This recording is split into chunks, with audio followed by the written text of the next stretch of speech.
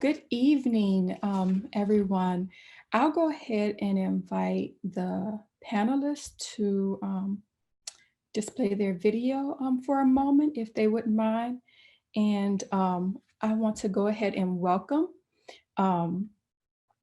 everybody who's here today to the second evening of the Understanding Inequity, Advancing Equity virtual two-day symposium. And I want to give a little bit of background on this symposium.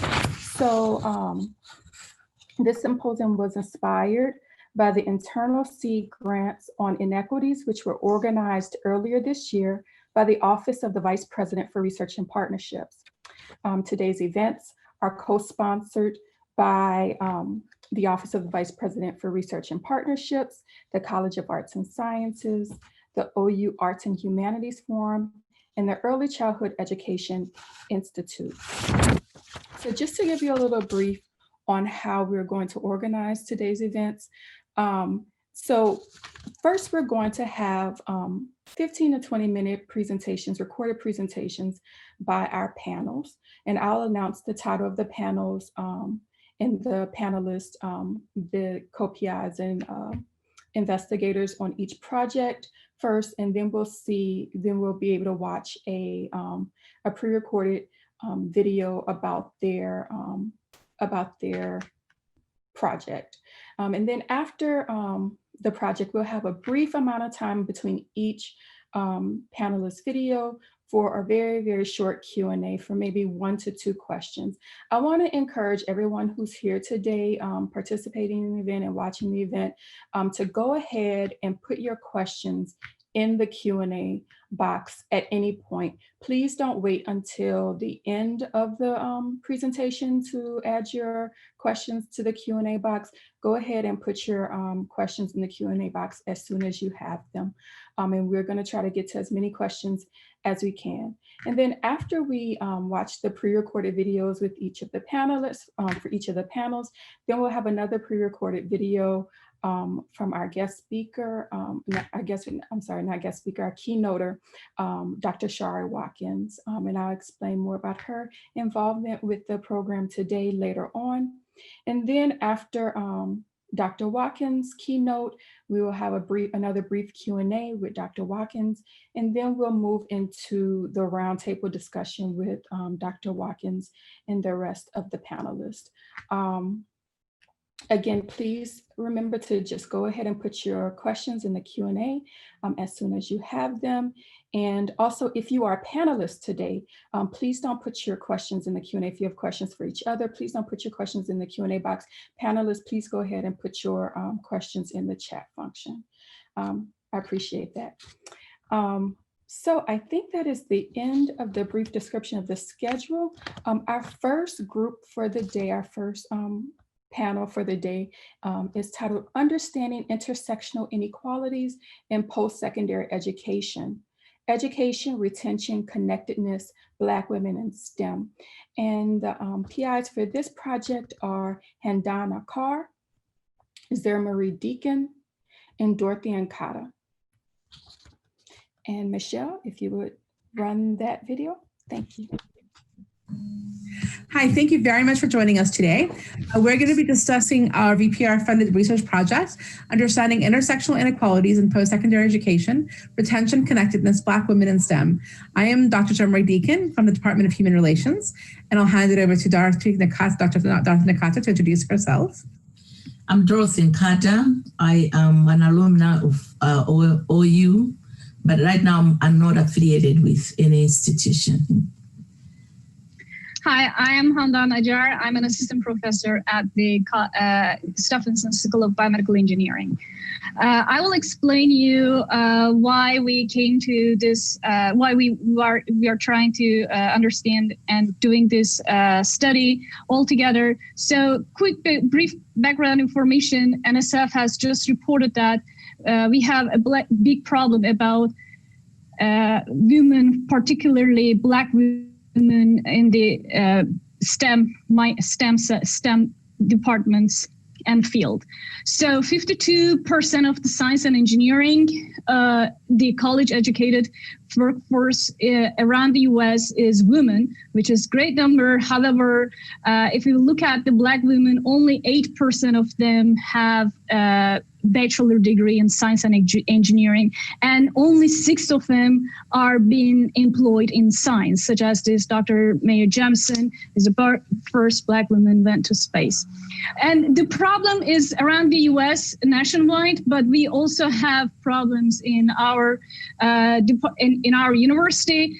We just collected the information of our department only with Dr. Childers, and we found that the first year in newcomer students, a big portion of them, 25% of them, are declaring that they choose the underrepresented minority. 5% of the newcomers, they are declaring that they choose biomedical engineering, which is a great number because it's above the nationwide 13%. However, when we go to the second year, when they are really choosing their department in the second year, the first year only introduction, it turns out that we are losing 57% of the female student. In the beginning, we have more than 50% female, but we are using a big portion of it. And even more disproportionate loss is among the underrepresented minority. In the second year, we are losing 62% of the underrepresented minority from the department. So we wanted to understand what is happening and why this is happening. And we started this study with Dr. Nkhata and Deacon, and they will explain the study better than me. And so the current study approach is that we are focusing on Black women, and we are using intersectionality framework. And we know the intersectional framework is the one that promotes working at the intersections, which means as scholars or activists, we bring the experiences and the struggles of students to add breadth and depth to their understanding of their life, their experiences. And when we do this, we know we can also link theory with practice in our efforts to make a change.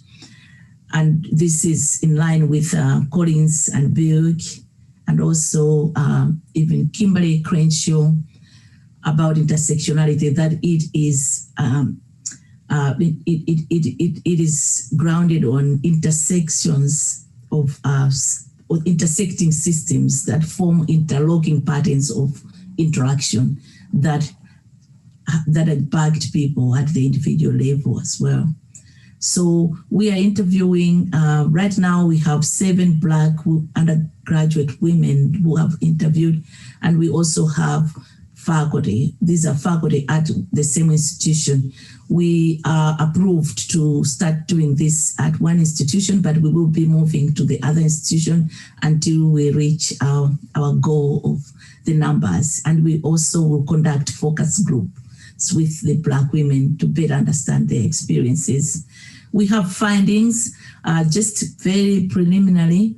We noticed that Black women are entering the university with career goals and aspirations, and then their experiences are influence the sense of belonging in their major.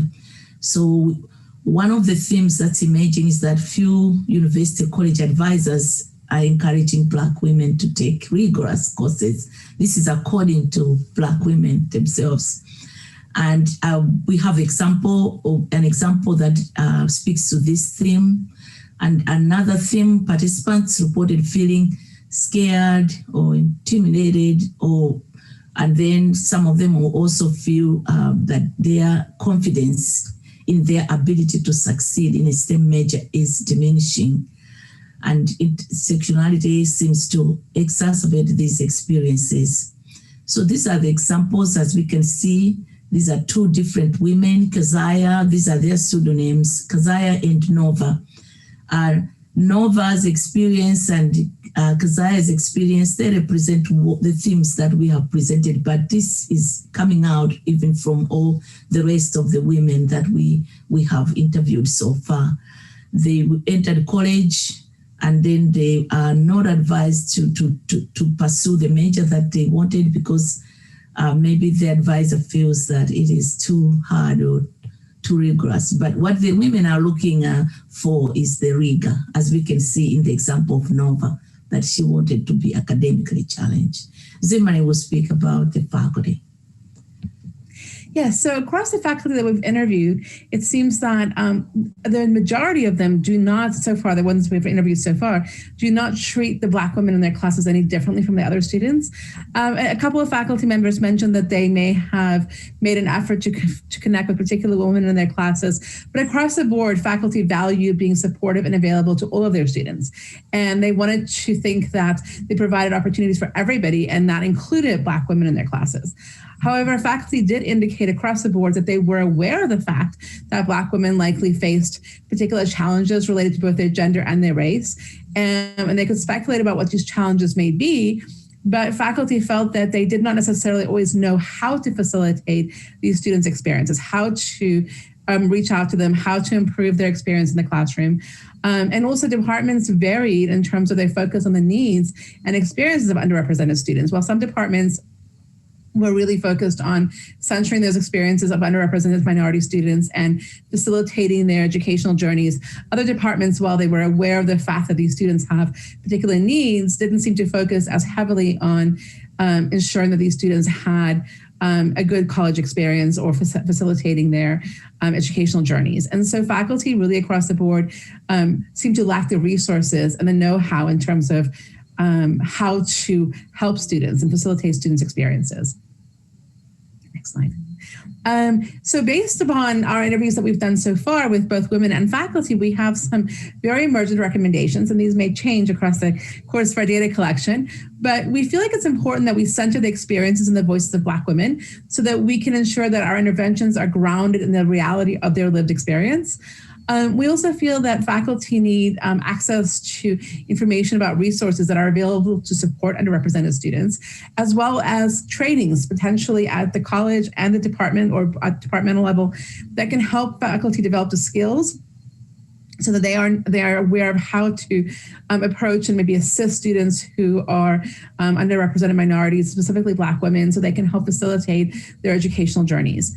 And also creating an open dialogue about the university's role in supporting underrepresented students in STEM departments. And so next steps is, as Dorothy mentioned, we're going to be doing some more focus groups with some of the women that we've interviewed to go into more depth about our data and their experiences. We'd like to move towards connecting intersectionality theory to teaching and advising practices within the university, with the hope that eventually we can create more equitable STEM learning environments to support all students. Thank you very much for your time today, and we're looking forward to your questions and comments.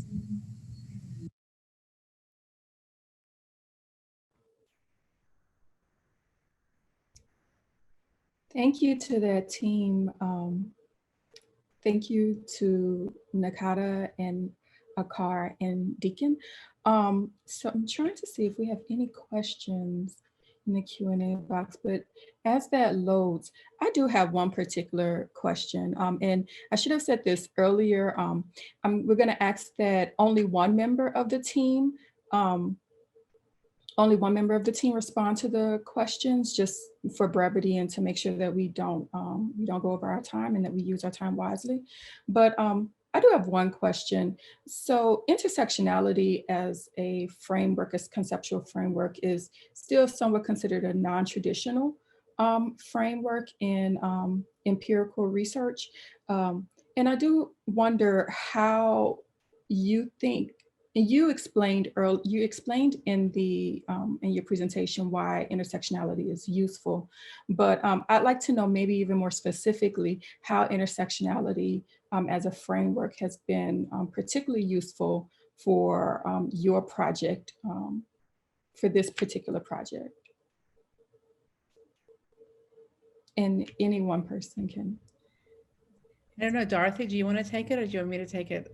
I can't see everybody, so Dorothy, are you ready for it or do you want me to do it? I don't hear Dorothy. I believe she passed it on to you. You're muted. Dorothy, you're muted. You're muted, Dorothy.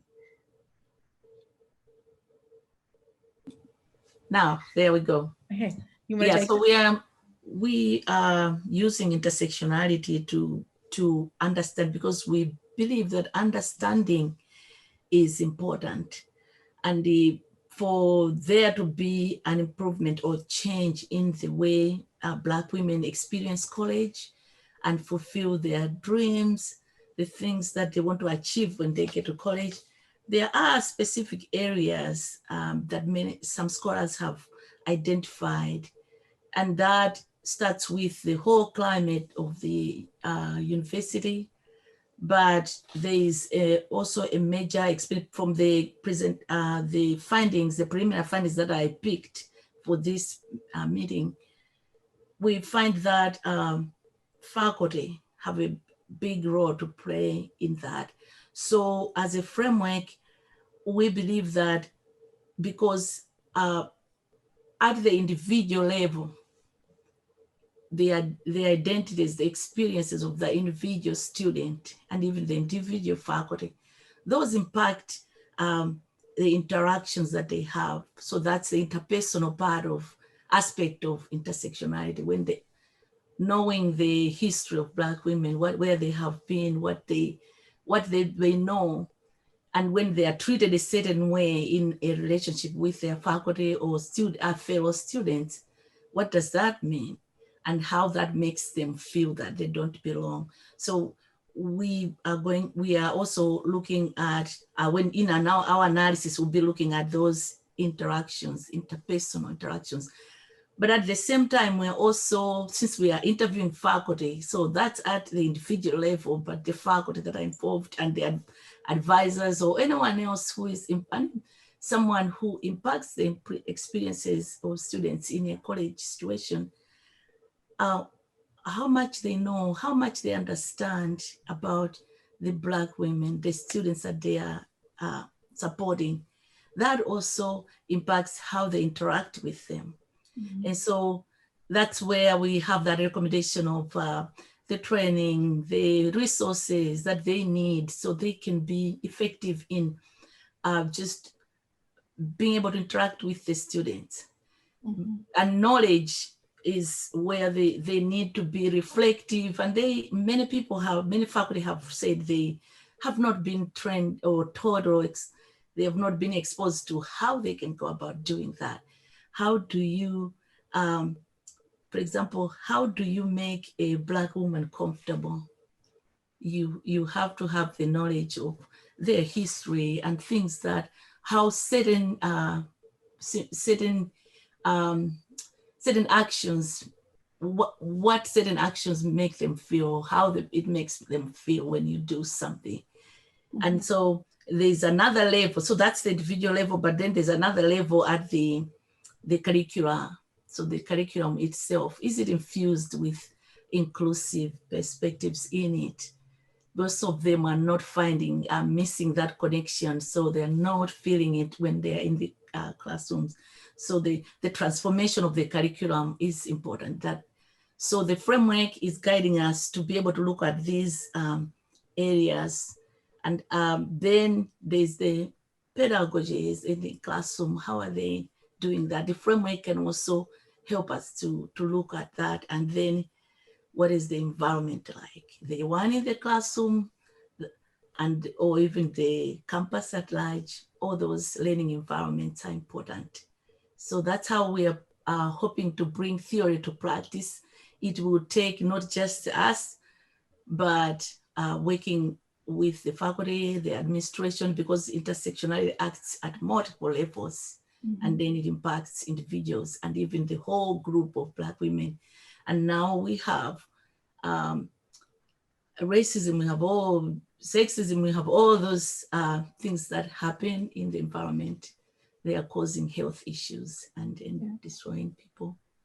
So that's what we are doing. I'm ready to expound more on that. Okay, thank you so much for that answer. I noticed during where you were giving that answer, there were several other questions that came in, but just in the interest of time, we're going to move on to the next presentation, but please hold on to your questions. We're going to go back if we have time with the Q&A. We have various moments of Q&A in this symposium. So we'll hopefully get a chance to get back to those questions. So our next panel discussion is titled Identifying Inequities and Cultural Biases Within Arts and General Sciences to Facilitate Inclusivity and Improving Student Experiences. This panel is led by John Scott Greene, Petra Klein, Daphne Ladue, Elinor Martin, Cassandra Shivers-Williams, and Cassandra Shivers-Williams. And Michelle, if you are ready. Hi, everyone, and thank you for joining me. My name is Dr. Cassandra Shivers-Williams, and I'm a research scientist at NOAA's Cooperative Institute for Mesoscale Meteorological Studies. And I'm excited to talk to you today on behalf of our project team and share some of our findings from the OU VPRP's Inequity C grant work. Our project is entitled Identifying and Addressing Inequities within the College of Atmospheric and Geographic Sciences. I'll start by introducing our research team briefly and our aims for this work. And then I'll get into an overview of the different data collection techniques we employed, a high-level summary of our findings, and several initiatives that we propose for implementation to address the inequities and biases we observed. Our research team is very diverse and consists of professors and researchers across A&GS, including both of the academic units and several of the affiliated research units. Big picture, to improve the culture in A&GS, existing inequities at all levels need to be understood and addressed. Our aims then are to overcome some of these inequities by identifying and addressing persistent biases and proposing targeted mentoring initiatives for near future implementation. We employed several data collection techniques, including a survey, which assessed individuals' perceptions of A&GS, including their experiences with inequities, cultural biases, and negative behavior specifically, as well as their mentoring participation. We also conducted several focus groups, which allowed an opportunity to discuss several topics more in depth, which included individuals' most and least favorite aspects of the A&GS social culture and their experiences with negative behaviors and mentoring. Part of our project team also conducted an independent literature review of best practices in mentoring and then met to discuss their findings and develop the proposed initiatives that I'll discuss later on. We also hosted several town hall sessions in which the survey and focus group findings were discussed, and we solicited feedback and suggestions for our proposed initiatives from various member groups of A&GS. Several key themes emerged from our findings, which I'll talk about today. The first of which are positive thoughts about the A&GS social culture. So here I have a series of bar graphs that correspond to undergraduates, graduate students, and faculty and staff. And we can see that overall, there are very positive thoughts about multiple aspects of the A&GS social culture. So there are positive perceptions of the broader A&GS social culture, as well as several different aspects of the social climate within each of the academic units. So for instance, participants reported high levels of trust and comfort for both themselves and others in their academic units. Some of the open-ended responses we received for A&GS as a college is that the environment is welcoming, lively, and inclusive, and there are opportunities to socialize outside of class. For the Department of Geography and Environmental Sustainability, or DGES specifically, we heard comments that many people are open to collaboration, and the student body is very diverse in the types of things they study and they work on. In the School of Meteorology, or SOM specifically, we heard comments that the community is welcoming, supportive, and strong, and that there are opportunities to be involved. We also solicited feedback on negative thoughts about the A&GS social culture. So as a college, participants reported a lack of diversity, safe spaces, resources, and support for students of color, and also inequitable distribution and access to resources and treatment across the academic units. For DGES specifically, we heard that faculty does not respect the work or disciplines of all students equally. And in SOM, there are some toxic elements such as social media issues and a lack of compassion or even discouragement for those who struggle with coursework. One sample comparison that came out of our findings are undergraduate student perspectives. For instance, in the School of Meteorology, undergraduates noted that they do not feel well prepared for each of their classes and that the degree feels like survival. However, undergraduates within DGES reported that they do feel well prepared for each of their classes. Another key theme surrounded negative behaviors in A&GS, and specifically hostile behaviors, sexual harassment, and discrimination. So in terms of experiencing and witnessing hostile behaviors, the most commonly reported were condescending, dismissive, disparaging, or demeaning remarks or gestures. And this includes sexist and xenophobic comments. Fewer than 20 people reported experiencing sexual harassment. However, there were reports and people have also witnessed sexual harassment behaviors. One of the most commonly reported experienced or witnessed behavior were offensive remarks regarding appearance, body, or one's activities.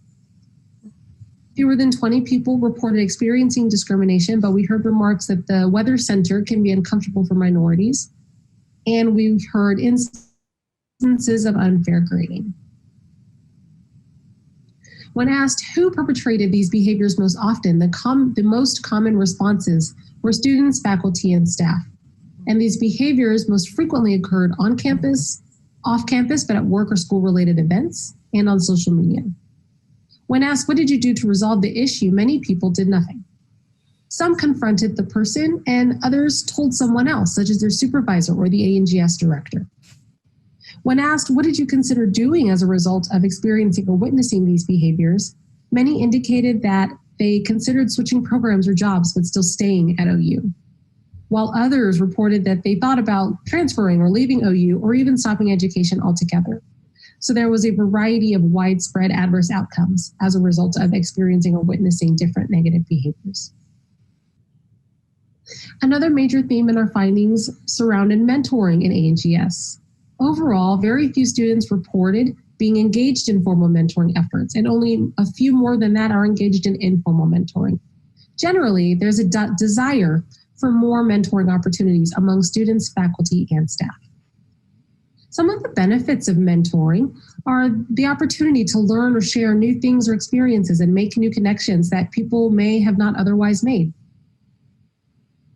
And these experiences can cover a variety of topics. However, one of the shortcomings is that many aspects are missing, such as what to do after you finish your bachelor's degree. The lack of diversity in the college can hinder connections, and there have been COVID-19 specific scheduling difficulties and the lack of activities due to the virtual nature of school this semester. The literature review showed that underrepresented students tend to underperform in gateway courses, which suggests that there's a need to boost critical prerequisite knowledge and learned skills. Mentoring programs are particularly important during school and career transitions, such as the transition from high school to college, or the transition from undergraduate to graduate school or entering the job market. Effective programs focus on developing a growth mindset and creating a sense of belonging. And students benefit from engaging in research, internships, and service learning, but recruitment efforts for these activities tend to focus on top students. So there's a need to make sure that all students know about and have access to these opportunities. Based on these findings, we have 4 key recommendations or initiatives that we recommend implementing to help address some of these inequities and biases. And I'll go through the basic tenets of each of them individually. First is a summer bridge program that would be A&GS wide for incoming students. This program would be offered during the summer before they get to OU and would prepare students for A&GS degrees. The topics covered should address critical prerequisites for A&GS degrees, such as math skills, spatial relations, time management and study skills, and cultural awareness and competence. We propose a new student mentoring program for incoming A&GS students, which would include transfer students. Juniors and seniors can be recruited as mentors, and we can offer them stipends for their participation, as well as training on how to become effective mentors. The program should be structured and hold mentors accountable for being engaged with their mentees throughout the year. And it's also important to match mentors and mentees who have similar interests and/or shared identities to make the program most meaningful for everyone involved. We're proposing a learning ecosystem, which would be large and comprised of many diverse communities that cover a variety of topics. And these communities are places where people with similar interests and identities can connect with each other. We would encourage participation across students, faculty, staff, and alumni who are all at various career matriculation stages so that a diverse set of views can be presented. Each community would follow a clear set of policies and guidelines, but define their own goals, expected outcomes, and modes of communication. We would also offer a networking event for the entire ecosystem at least once per semester. And lastly, we recommend career development courses, separate courses for undergraduates and graduates, but both that focus on teaching critical skills to help students succeed where they currently are, and helping to prepare students for different school or career transitions. Again, like transitioning from undergraduate to graduate school or the workforce, or transitioning from graduate school to a job in academia or research position. We would invite alumni, career services, money coaches, and others to offer or share their resources and experiences with students, and cover topics such as building an online identity, preparing for job interviews, or research skills. I know we just discussed a wide variety of findings and initiatives. I thank you for your time and attention. And at this time, we will open the floor for questions or comments. Thank you.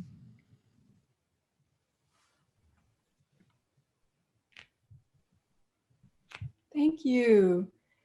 Thank you to the team. And first, I would like to apologize for getting the acronym incorrect when you're trying to pay attention to all of the forms. Sometimes you have a brain lapse, but I apologize for that. Atmospheric and geographic sciences. I apologize. I should have just read the acronym. So I think we have a couple of questions here for you all. I notice here, Rama asks, did you look at the impact of student organizations within each of the departments? And one person can respond to that question. Did the team look at the impact of student organizations within each of the departments? I can take that. The extent that we brought up student organizations was really more, are you involved? And we didn't dive super deeply into that. And in terms of the focus groups, you know, there's a lot to talk about in just an hour. And so, you know, we had participants mention the benefits of having student and having access and abilities to get involved. But that's about the extent of it. Okay. Okay. And one other question, does A&GS send regular communications about how to deal with grievances from a department and institutional level? I'll let Petra answer that.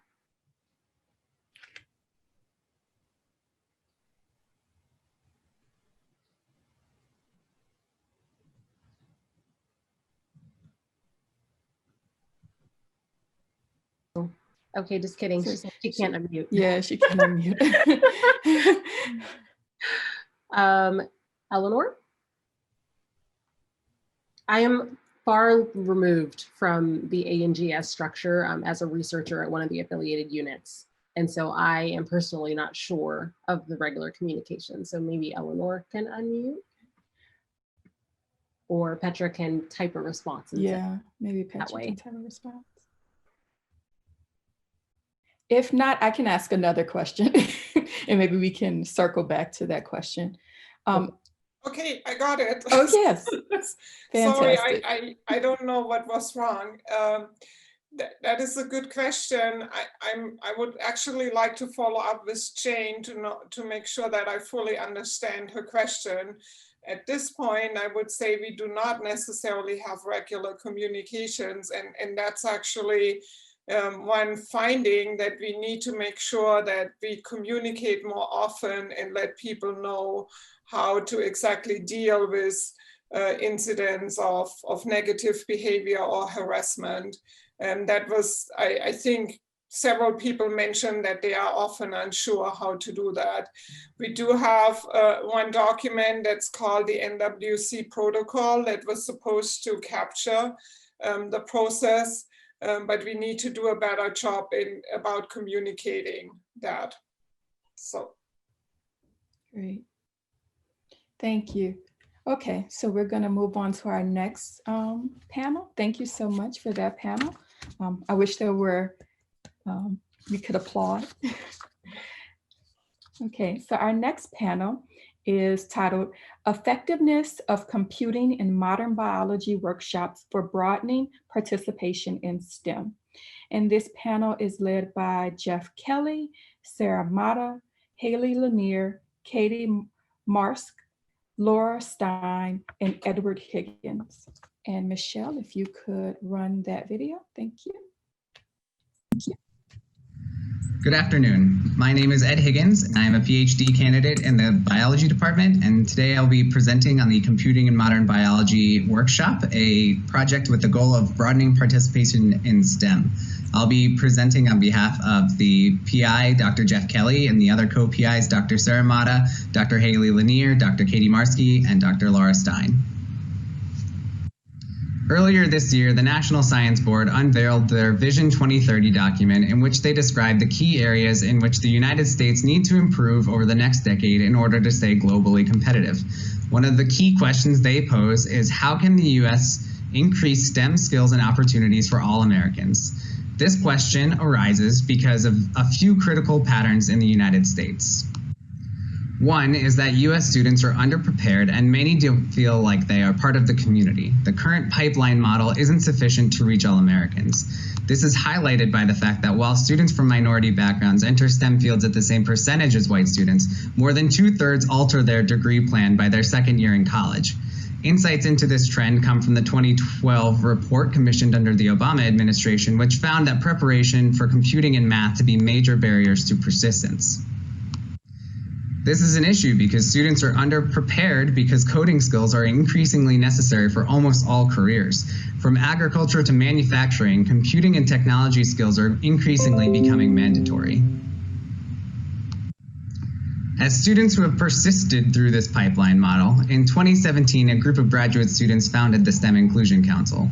We are a community of diverse students who understand the importance of feeling a sense of belonging in the STEM community that is representative and celebrates diversity. So SIC partnered with a team of graduate students from Miami University to lead a Computing in Modern Biology workshop. Students in this workshop interacted directly with graduate students who have experienced being a member of a marginalized community in STEM, who have experienced the pipeline, and who recognize instead that the importance of pathways into biology regardless of the stage of your career. I'm going to be talking a lot about biology as that is where many of our members' expertise lies. However, these concepts apply to the greater STEM ecosystem. As our team developed this workshop, we had 3 main goals to address the need of our community. Our first goal is that we must make coding accessible if we want to increase participation and retention of underrepresented students. Students from marginalized communities are less likely to have access or even knowledge of the resources that they need to be successful in biology. We took accessibility of both virtual and our proposed future in-person courses into account to design this workshop. We also want to improve student confidence in gaining computing skills and approaching computing problems. Students are going to need computer skills. If students are like me and their interest in biology was sparked just because they like animals, it can be blindsiding and discouraging just how much biologists rely on computing. Reaching out for help is going to be significantly more difficult if you come from an underrepresented background or are underprepared with computing skills. This represents a barrier into biology. Our workshop hopes to empower students with the confidence and coding ability that will weaken this barrier into STEM. And finally, we wanted to build a community. You can get as many students' feet in the door as you want, but if you don't have a welcoming and helpful community, retention is going to be an issue. And so we wanted to demonstrate to our students that they belong in and can access this kind of community. We wanted to do this within OU. We wanted to do this across the United States. And we also wanted to demonstrate the broad S&E enterprise has a community of biologists that are welcoming and open. And so with all of this in mind, in August of this year, we put on a virtual workshop attended by over 100 students from across the United States.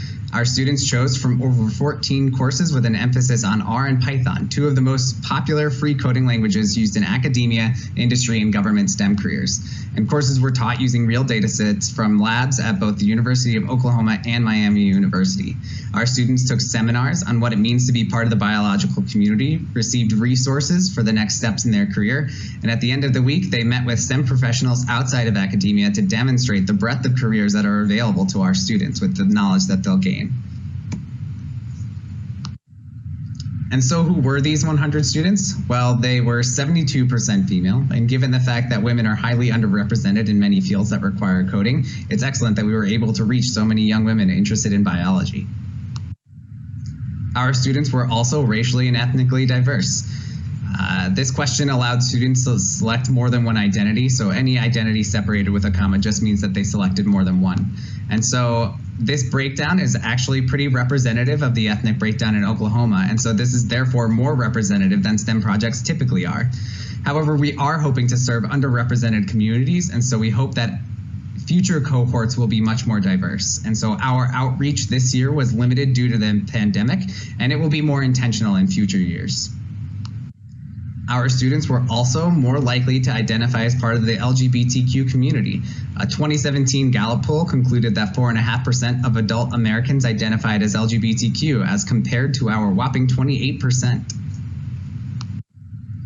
Our students were also economically diverse and included our target audience. Of the students that could speak to their income, about half came in at low income to poor, and we wanted to make sure that this workshop was able to reach students that didn't have as many resources. And so how much of an impact did we actually have? And to determine this, we conducted pre and post surveys where students self-evaluated their own coding skills and confidence. And we just recently concluded a longer-term follow-up survey, which we are currently in the middle of evaluating the results. And so I will be showing a series of box plots followed by student evaluations. So one of our main goals was to address student confidence in coding. And so we asked them outright, how confident are you in coding? And we asked them before and after the workshop. So before the workshop, many of our students gave themselves a 3 or lower, with the average being about a 2. And by the end of the workshop, almost every student gave themselves a 4. And in fact, if they didn't give themselves a 4 out of 5, then they were an outlier. And so many of our questions were pretty explicit, asking them to rank their confidence approaching coding or their ability to code.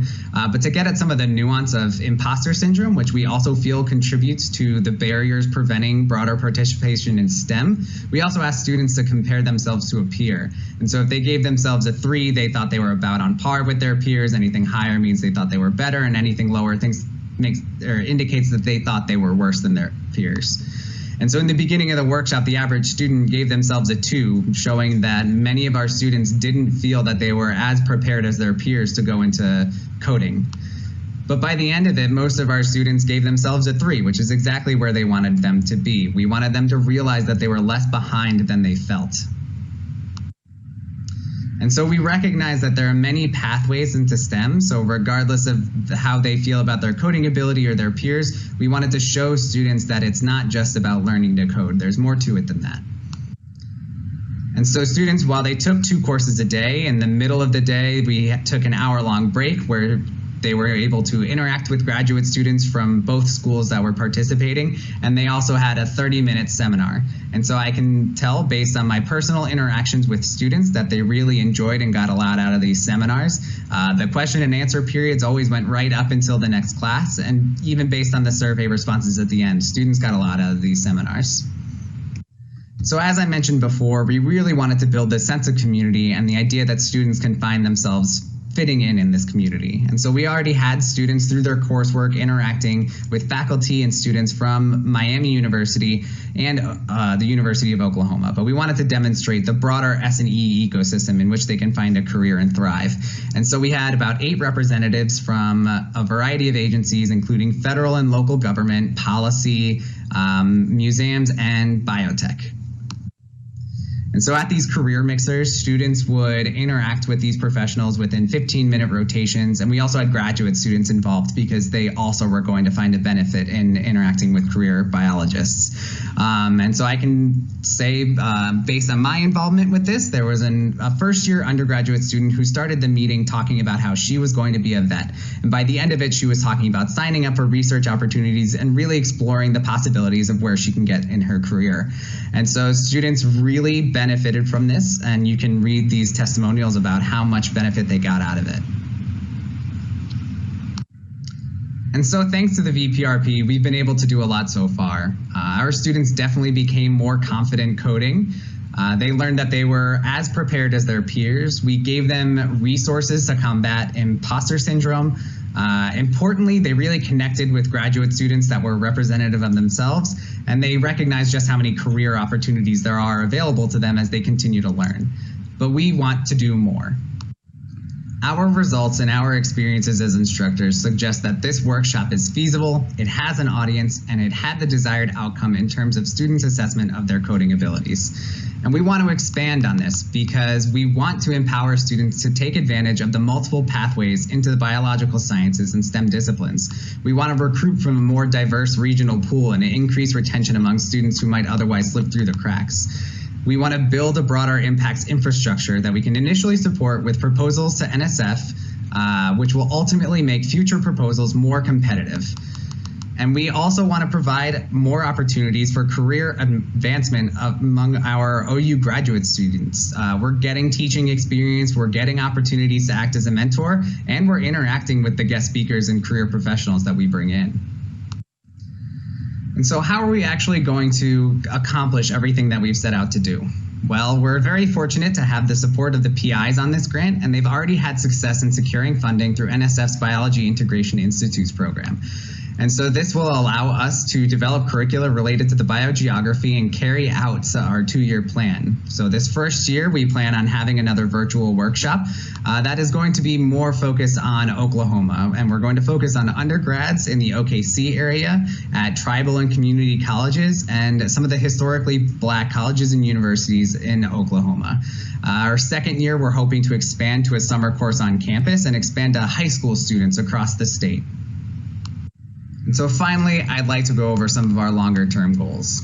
In terms of funding, we're in the middle of applying to the Oklahoma EPSCoR program, and with continued success, we'll be applying to the broader NSF EPSCoR program. Both of these put an emphasis on broadening participation, and AI is clearly a research priority for NSF overall, and this requires computational skills. We also will be connecting with the new data science institution, the behaviors of biogeography, and through all of these, we'll be integrating the goals of the VPRP and the university as a whole.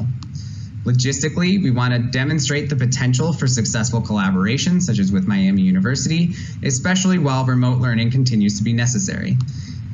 We would also like to continue developing the OU brand intentionally for inclusion in the future of work. And then in terms of our strategic goals and outcomes, I would like to reiterate for the final time that broadening participation in the biological sciences and more broadly in STEM can occur from increasing the accessibility of opportunities and better preparing our students for a future in which they'll need coding and computer skills. We'd like to focus on developing a better workforce, and this is critical in Oklahoma. As the world continues to rely on computing, we need to find our new economic engine. And then lastly, we'll be strengthening OU's research mission by developing a broader recruiting pool with an increased diversity of researchers that the university can recruit, both as graduate students and then later in faculty positions. This idea is bolstered by a large number of studies that highlight how diverse working groups are more effective and groundbreaking. And so with that, I would like to thank you for your time.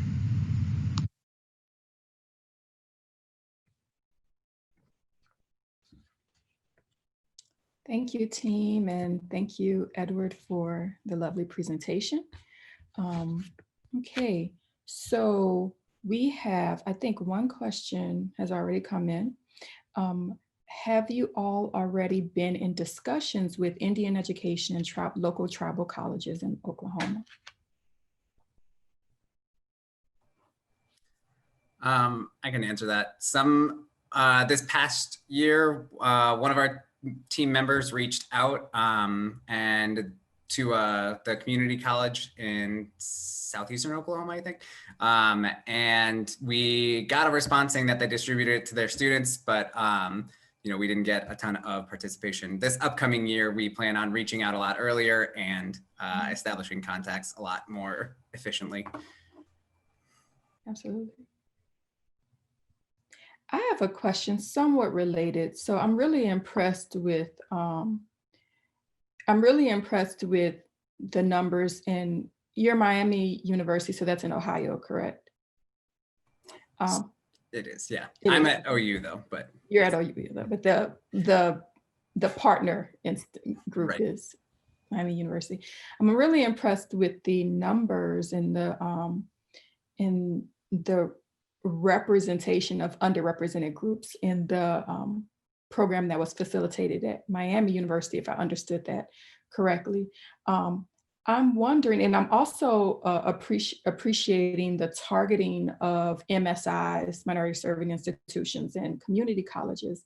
I do wonder, when you get to the stage where you're focused on high schoolers, how are you going to, what plan of action do you have to make sure that your program is targeting underrepresented students in the high schools? Because, you know, the institutions are not always as clearly labeled as a minority serving institution or a community college. So how do you plan to make sure that you have the same level of effectiveness in the high school recruitment that was found in the Miami University execution?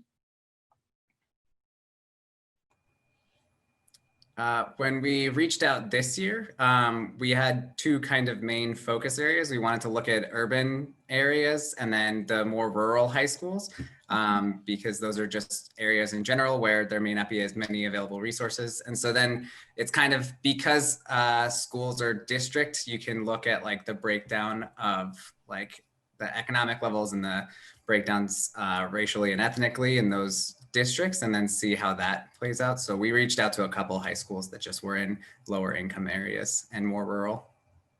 Okay, thank you. And I have a note here. It's not a question, but it's a note, a suggestion. OU has a tribal liaison and would provide the team with really good contacts with tribal leadership, including those in the Department of Education at the state level. That's from Dr. Jane Arungu. And you can also see the additional suggestions in the Q&A. Okay, so thank you for that. That was lovely. And we are going to move right along because we have one more presentation. So thank you again. The next presentation we have on the slate is titled Systemic Racial and Gender Disparities in the Academic Research, Enterprise, and Hiring Networks in an Applied Field, a case study of urban planning. And this PI is C. Ajin Lee. And Michelle, if you wouldn't mind running that video. Hi everyone, my name is Ajin Lee. I'm an assistant professor in regional city planning here, and I will share a little bit more about my project. So let me share my screen here.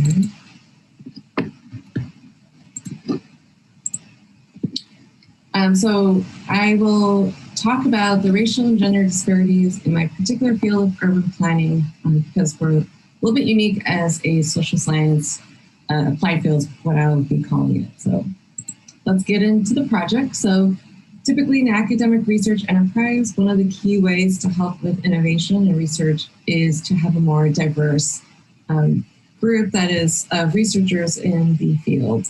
And a problem that I'm sure my other presenters will talk about is how at times this pipeline to diversify different fields leaks. And so this is an example of focusing on women particularly, but this applies to other demographic groups too.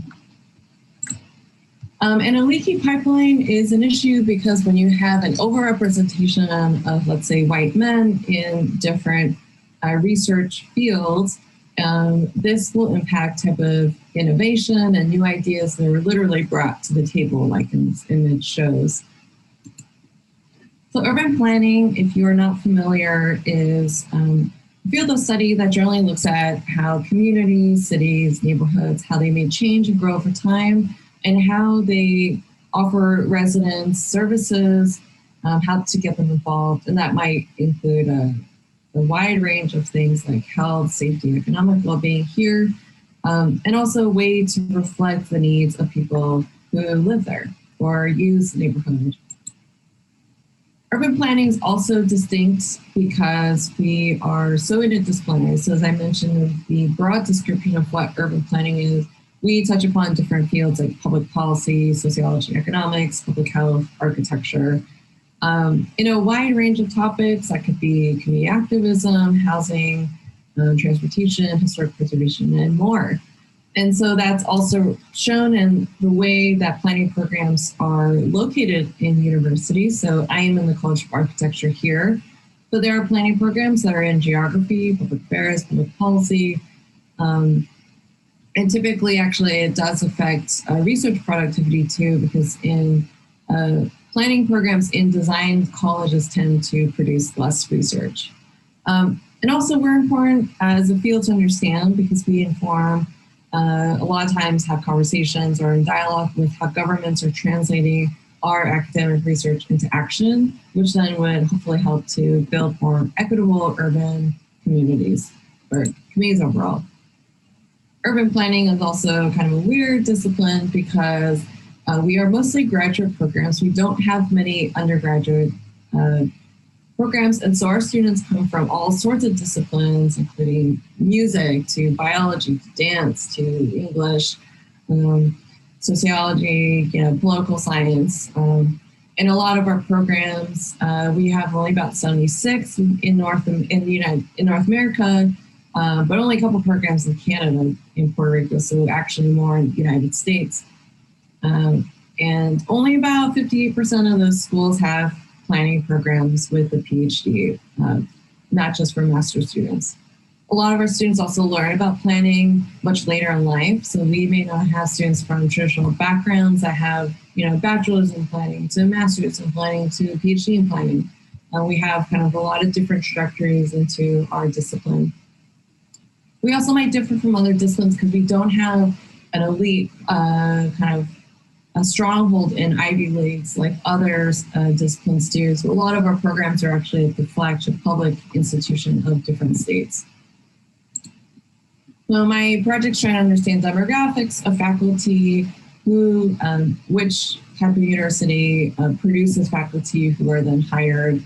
And then eventually my project will also look at how different faculty characteristics predict who gets hired in top programs. I can talk more about some of these demographics and methodology because I want to get to the preliminary findings. But essentially, I, with a couple of students, collected all faculty demographics in our US-based programs of 852 tenure track faculty, look through their CVs, look for information about self-identified race and gender. But please ask me questions about the methodology in the Q&A if you're interested. So of the 852 faculty who are tenure track, about 47 don't have PhDs. They tend to be trained in design disciplines. And even though they didn't all get PhDs in planning programs, a majority came from schools with planning PhD programs, which might just indicate that these schools have more resources in general to support doctoral students. And of those that did have a PhD, 457 came from planning specifically. And then you can see there's a big jump to the second highest, which is 62 public administration, public policy. Of the 5 programs that graduate the most students, or 5 universities, there's only one Ivy League, Cornell, that produces about 5%, and far more are from Berkeley. About 11% of all faculty came from Berkeley. This asterisk is to say that you could get a PhD in geography from Berkeley, you're still included, but nonetheless, a lot of our faculty come from Berkeley, and then the next jump goes to MIT, which is private school but not an Ivy League, and so forth. This is a credit to Dr. Sunny Lee in communications who helped develop this visualization. And so the arrows are indicating direction. So the square is the school or university that they graduated from. The arrow then points to the school that they got hired at. So you can see there's a lot of activity in the middle. You know, the largest square is Berkeley. And so Berkeley is sending a lot of people, produces a lot of PhDs, and then they are the ones that are also getting jobs. Ivy Leagues generally only make about 13% of faculty. So again, this is a little bit different from some other disciplines that have a lot of kind of evidence that Ivy Leagues are these elite networks that help with hiring. The big takeaway from this slide is that there is some disparity among gender. So there's a higher percent of men overall among faculty, about 58%. But among the genders, there's a higher percentage of men who have tenure, and then among all female faculty, about 71% have tenure. So there's a little bit of disparity there. Among race, ethnicity, nativity, so I split nativity. If you were not born in the United States, which is proxy of where you got your bachelor's degree, that was the estimation of race, ethnicity. So far majority, 65% of all faculty are white, native born. And then you can see there's a big jump then to 121 foreign born Asian faculty. And the next slide breaks down even more by nativity. Among US born faculty, far majority of white faculty are tenured, 81%, compared to about 20% who don't have tenure yet or are in tenure track. And that's a really big disparity compared to some of these other racial groups.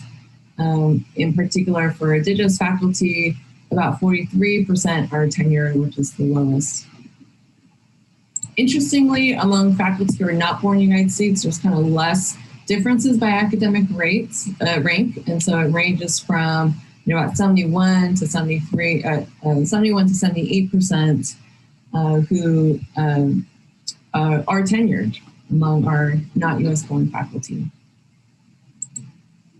So the initial findings is that we do have tight hiring networks, but they are beyond these elite private universities. So the top 5 programs I listed, which is a mix of public and private, they produce about a third of all of our faculty. And then the top 10 produce about 45%. We still see, similar to other disciplines, that we are majority white male US born faculty. But again, I mentioned this kind of interesting find. There isn't as much discrepancy among race or faculty not born in the United States, along with some progress by gender. A lot of my work also focuses on this intersectionality among nativity and race. So we do have, immigration laws that are attracting a lot of faculty, highly educated folks from Asia. And so you can see that there are about 121 foreign-born Asian faculty, but this is not necessarily the same kind of numbers you see for US-born Asian Americans. And interestingly, there's an opposite trend among other racial groups, that there tends to be more faculty who are foreign-born, so it's the opposite trend from Asian faculty. Next up, I haven't been able to do the regressions yet. It took a lot of time to do data cleaning. So I present a lot of descriptive work, but I will be doing regressions to test who gets hired at top programs. And I'll be consulting with Dr. Sunny Lee about if there's additional ways we can visualize networks. So if it's the top programs, which ones are more central to hiring or placing, and eventually a qualitative component to survey departments about their hiring practices with a lens about diversity and inclusion. I think a lot of the key implications are then how do we categorize numbers? A lot of times it's just maybe an international category and then just race, but we need to think about intersectionalities among different types of identities. And that numbers alone are not the complete story. So even if we have, let's say, a high representation of women or female faculty, there's still sexism and harassment. So how do we think about large issues of climate And that's represented in this diagram, Silvia Furtado and colleagues' work, that compositional diversity alone is just the first step. But we need to think about larger ways to promote inclusion, to get even, how do we think about even an overrepresentation of certain types of identities to help promote more innovation in the academic research enterprise. And eventually I'd like to build to a larger project that maybe compares with social work, public administration, public health, because of this connection that our fields generally are because people are trying to become more professionals or more applied in how I talk about, that they may discover some of these disciplines later, and how do these demographics maybe reflect trends that may or may not differ from more traditional disciplines like English, history, math, etc. So with that, look forward to your questions and the discussion that we'll have. Thank you. Thank you, Dr. Lee. Okay, so I think we do have a couple of questions that have come in for you. First question I see is, how would you imagine supporting and retaining faculty of color?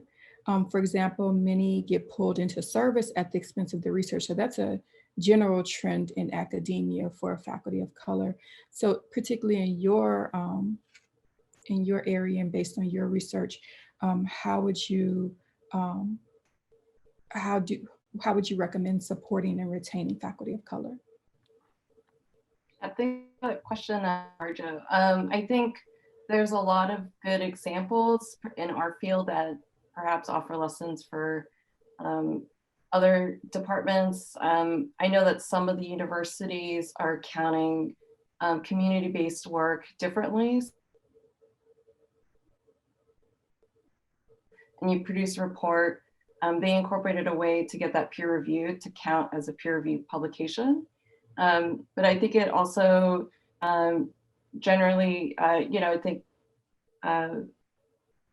so maybe it's partly negotiating with the faculty about the kind of work that they're doing. If they are doing more service or community-based work, trying to figure out how to structure that into their promotion and tenure guidelines. I think also just being able to protect them too. So at least in talking with other colleagues, a lot of it is trying to figure out, there's a lot of great opportunities once you do this kind of work to serve on different commissions or different committees, but what is the appropriate time to make sure that they can, faculty themselves can get tenure first before trying to think of it as your career's many chapters. So whether or not you need to do this exact service now, or you could do it a little bit down the line once you have more seniority. Yeah. We have another question. I'm sorry, this one actually came in first and I missed it, but I'm going to try to synthesize.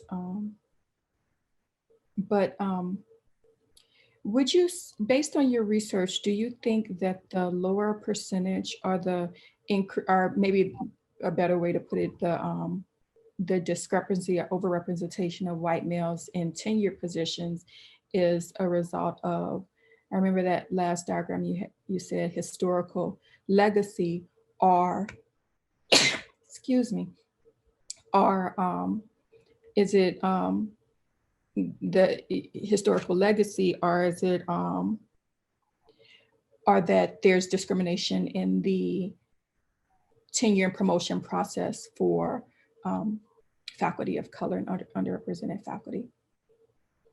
Yeah, so I guess for my study, that's the issue with cross-sectional work. So I'm not able to look over time, or it also doesn't obviously track people who've left, but at least in my there are other reports that I will need to look back on that we've done kind of snapshots of, like our accreditation board does collect faculty data over time. And I do think the numbers have decreased in terms of that big, the really large bar of white men.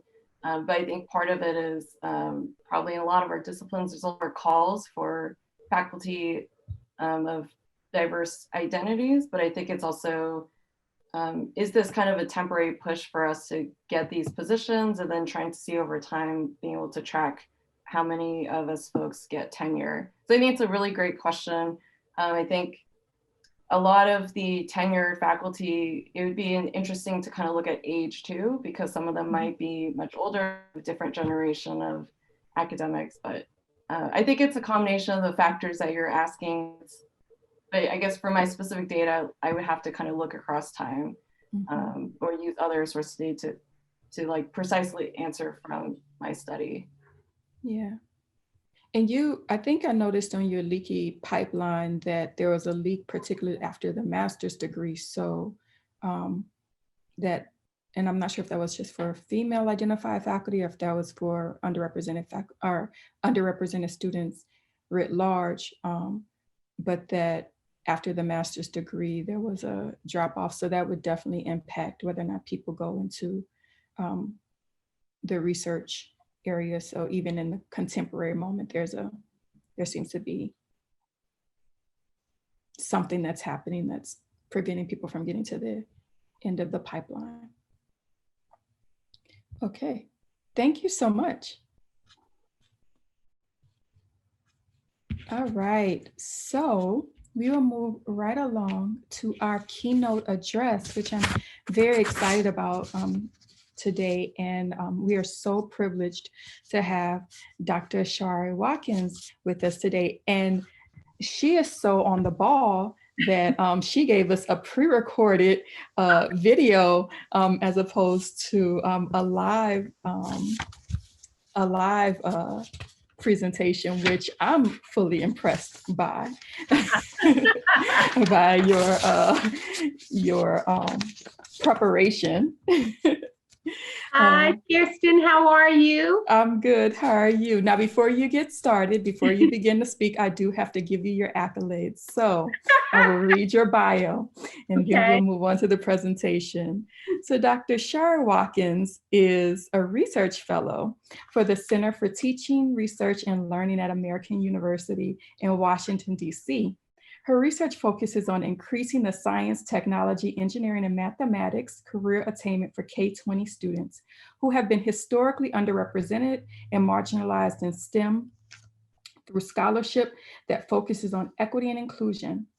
Dr. Watkins is an active member in science education associations, including the National Association for Research in Science Teaching, NARST, acronym NARST, and she serves as the secretary for the Continental and Diasporic Africa in Science Education, a research interest group of NARST. She has delivered numerous presentations, invited talks and workshops for universities, professional organizations, museums, and conferences. She has published in several peer-reviewed journals, including the Journal of Negro Education, and she is a current member of the editorial board for the Journal of African American Males in Education. Dr. Watkins received her PhD in science education from the University of Delaware, MBA from the University of Detroit Mercy, and BS and MS degrees in chemistry from Clark Atlanta University. Thank you again, Dr. Watkins, for joining us today. And before we move into your specific Q&A, we will have your beautiful pre-recorded presentation. So Michelle, if you would cue that up for us, thank you. Hello, everyone. My name is Dr. Zermarie Watkins. I am a science educator and currently a research fellow in the Center for Teaching, Research, and Learning at American University in Washington, D.C. I am honored to be speaking at the Understanding Inequity, Advancing Equity Virtual Symposium at the University of Oklahoma. I would like to thank Dr. Janet Ward, Dr. Kirsten Edwards, and the Office of the Vice President for Research for affording me an opportunity to talk about creating equitable STEM environments. Today, we are going to dialogue around inclusive frameworks, examine research that shows how supportive structures promote STEM success, and continue to increase our awareness of the equity detours and principles so that we can maximize our equity efforts in STEM.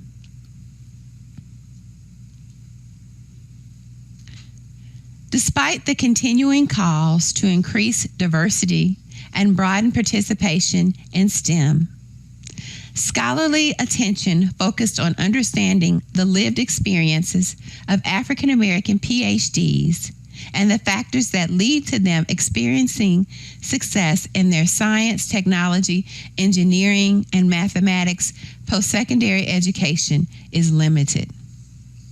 However, a handful of researchers have investigated their experiences and have found race and racism to be salient factors impacting their success in STEM disciplines and careers. Research that focuses on the role of peer support, STEM success, and racism offers insight as to how we can create equitable STEM environments for doctoral degree seeking African Americans. There is no better time than now to dialogue about inequities. Many of our students are grappling with these inequities, and it's impacting their learning and their experiences in spaces such as our STEM classrooms and research labs. We are all living in the midst of both the global and the racial pandemic. COVID-19 cases are continuing to rise and to critically and disproportionately impact African American communities. In the racial pandemic, disproportionate numbers of unarmed African Americans are being killed while far too few cases are brought to justice. Many of us are teaching remotely. Our students are tired, feeling isolated, fatigued, and less connected to their college communities. Universities must be accountable for attending to new and different ways that students of color may experience the campus and the racial climate. Mental health concerns are on the rise. We are all experiencing stress, anxiety, depression, grief, and trauma, and oftentimes have less access to mental health resources. Our Black students in particular are experiencing long-standing racial trauma, heightened feelings of anger, and urgent needs to take on issues of activism. The historical and current discrimination in healthcare systems among African Americans continues to promote disparities in health. The beginning of 2020, unemployment rate among Black workers was more than double of their white counterparts. This number has been exacerbated by the COVID-19 crisis.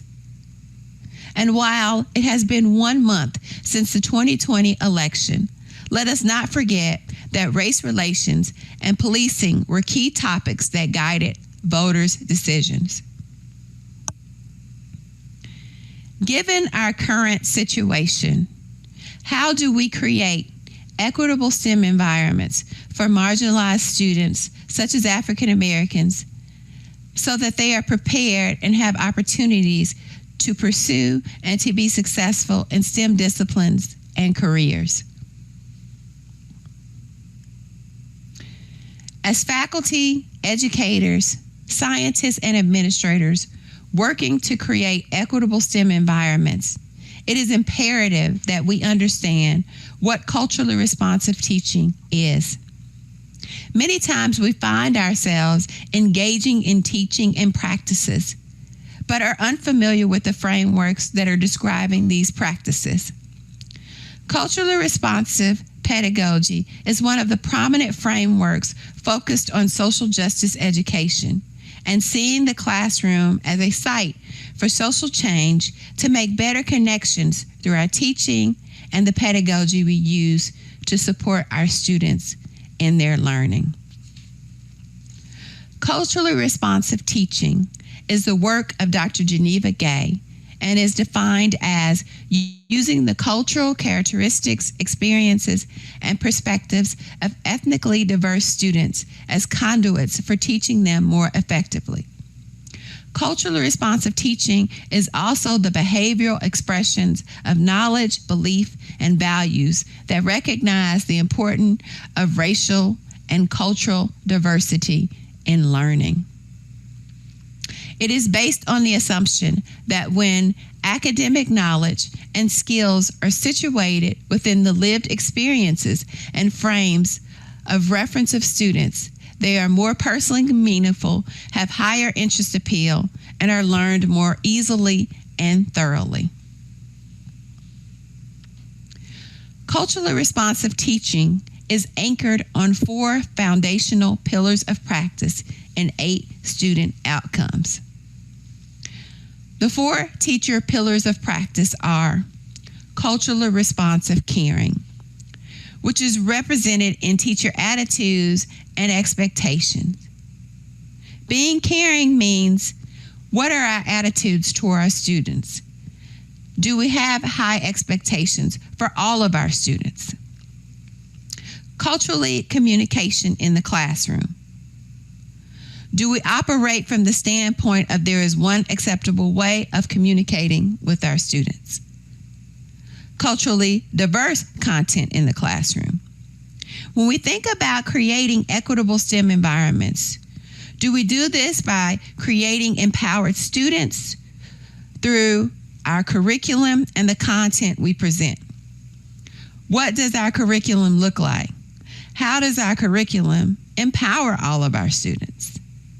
And last, culturally congruent instructional strategy, which focuses on our instruction and calls us to question, how effective is our instruction? There are 8 student outcomes. The outcomes describe students' experiences in a culturally responsive classroom. Culturally responsive teachers validate every student's culture, bridging gaps between school and home through diversified instructional and multicultural curriculum. Culturally responsive teachers are comprehensive by being socially, emotionally, and politically as they seek to address the whole child. Culturally responsive teachers are multidimensional because they engage cultural knowledge, experiences, contributions, and perspectives. Culturally responsive teachers are socially and academically empowering by setting high expectations for students with a commitment to every student's success. They are transformative of schools and societies by using students' existing strengths to drive instruction, assessment, and curriculum design. They are also emancipatory and liberating from oppressive educational practices and ideologies as culturally responsive teachers seek to lift the veil of presumed absolute authority from conceptions of scholarly truth typically taught in schools. Culturally responsive teachers are humanistic. They desire for all students across ethnic, racial, and social groups to acquire deeper and more accurate knowledge about the cultures, lives, experiences, and accomplishments of diverse people in U.S. society and humankind. Culturally responsive teachers help students acquire knowledge of themselves and of others. And last, culturally responsive teachers are normative and ethical. They make explicit how and why mainstream educational policies and practices are shaped by and reflective of the Eurocentric culture, perspectives, and experiences of the powerful, privileged, and demographically dominant ethnic group. Culturally responsive teachers realize that culture and education are inseparably linked, and different ethnic groups have different cultures. So it is both normal and the right thing to do to incorporate cultural diversity into the educative processes intended for ethnically, racially, and socially diverse students. Thus, we should all strive to move towards ethnically diverse, culturally responsive education. At this point, you may say, what does it mean to be culturally responsive in STEM? And how do we start? The empirical research that looks at African Americans in STEM may provide insight regarding the types of practices and policies that promote STEM success and lead to the creation of equitable STEM environments. In the summer of 2015, I conducted a study to understand the dominant factors that led to STEM success for an African American woman female engineer in her post-secondary STEM programs. I used counter storytelling, a critical race methodology, to capture the voice and the perspective of one African American PhD female engineer whose pseudonym was Dr. Jenkins. These thick and rich descriptions documented her lived experiences in STEM and also highlighted the role of race and racism in her STEM bachelor's, master's, and doctoral communities. The findings from this study show that support from same-race peers within and outside of her STEM community was a critical resource that helped Dr. Jenkins to persist during her undergraduate, master's, and doctoral pursuits in engineering. Peer support was described as both a positive and a negative experience. During her undergraduate and doctoral matriculation, same-race peers within her STEM community provided social, academic, and emotional support, which led to positive experiences for Dr. Jenkins. In these spaces, she felt comfortable. She had a supportive academic network. She had study buddies, her own study group, and this was very helpful. For Dr. Jenkins, peers who were mentors were also huge influences on her getting her PhD. Lack of peer support was also described as a painful experience. In these instances, Dr. Jenkins was emotionally isolated. She felt like an outsider in her STEM community. During her master's program, same-race peers, although outside of her STEM community, provided social and emotional support. Within her master's science community, which lacked African American peers, white and Asian peers made her feel excluded and alienated.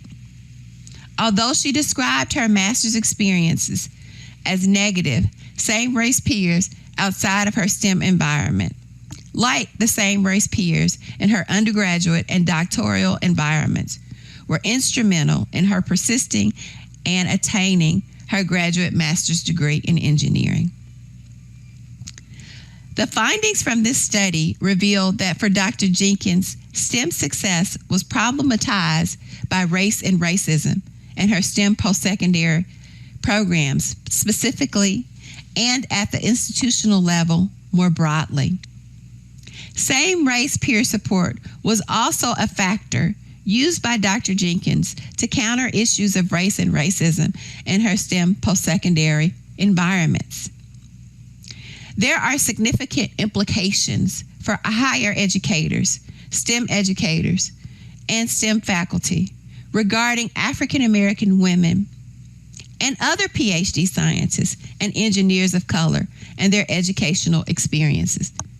The narrative of Dr. Jenkins aids in improving our understandings of how imperative it is for engineering majors and scientists of color to develop a network of same-race peers as critical resources to support them emotionally, academically, and socially, and to manage race and racism throughout all levels of their STEM post-secondary experiences. Additionally, Dr. Jenkins' narrative encourages us to think about the ways we provide meaningful support for women of color within our institutions of higher learning. Also, as educators and faculty who aim to create equitable STEM environments where there are increases in the numbers of African Americans and other underrepresented groups to pursue STEM as a discipline and ultimately as a career, it is imperative that practices and policies that support emotional, academic, and social support for racially and ethnically diverse students become high goals for our STEM programs. As we continue to work towards advancing equity through our culturally responsive practices and policies, we have to be cognizant of the racial equity detours so that we can avoid them because they constrain our paths toward equity. Racial equity detours are initiatives and strategies that mask racial inequities. Rather than promoting equity, they are detours around it. They relieve us of the responsibility to name and to eliminate the ways racism operates in our schools, our STEM communities, and in our universities. There are 4 racial equity detours. The first equity detour, pacing for privilege, speaks to the situation where the pace of equity progress prioritizes the comfort and interest of people who have the least interest in that progress. Professional developments in these schools appears designed to accommodate the feelings and fears of white educators in difficult conversations about race rather than to advance equity for students of color. The next detour, poverty of culture, happens by adopting diversity frameworks built around vague notions of culture. In this detour, culture is randomly and regularly used to explain everything from school failure to problems with behavior management and discipline. And the deficit ideology detour, educational outcome disparities are placed on communities of color while often ignoring the role of racism, the clearest sign of deficit ideology. And the celebrating diversity detour, many celebrating diversity initiatives are crafted to help white students learn about diversity, not racism, but diversity in ways that will be most comfortable for them. This detour creates the illusion of diversity appreciation while entrenching racial inequality and inequity. The 5 equity literacy principles help us to avoid racial equity detours by redirecting these actions. And the direct confrontation principle, racism is directly confronted by understanding how racism works in your environment.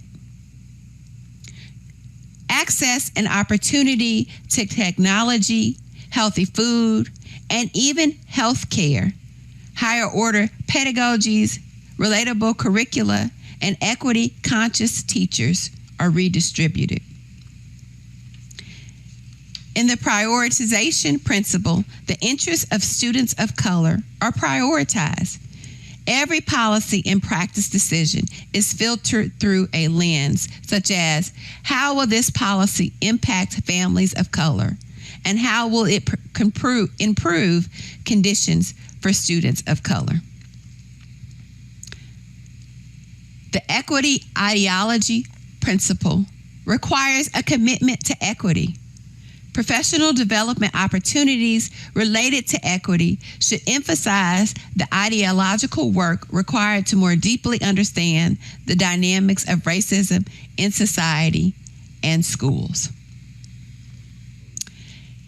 Efforts focused not on fixing students of color, but on eliminating racist conditions. These equity principles are critical considerations for supporting our equity efforts. At this point, it's time for us to commit to our equity efforts. Throughout this address, We have discussed how culturally responsive pedagogy, research that focuses on supportive structures that promote STEM success, and equity detours and principles are actions that can help us to create equitable STEM environments. What are our commitments towards advancing equity in STEM now? I want to encourage you to think about advancing equity in your STEM environments by considering the following prompts. What is a practice or policy that I need to end? What practices or policies do I need to begin? What practice or policies do I need to reshape? And what practice or policies do I need to continue doing? I am honored to have been your speaker today. I look forward to addressing any questions or comments.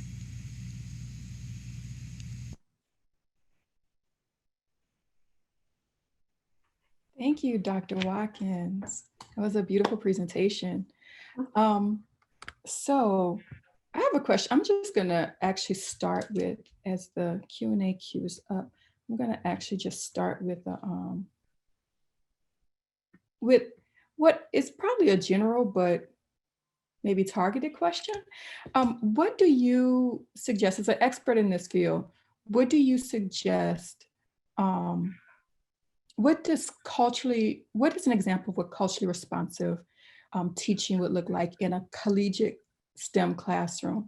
So as somebody who's done workshops for various faculty and graduate assistants and graduate teaching assistants, particularly in STEM, sometimes conveying some of these more nuanced social and political realities into the STEM classroom can seem abstract.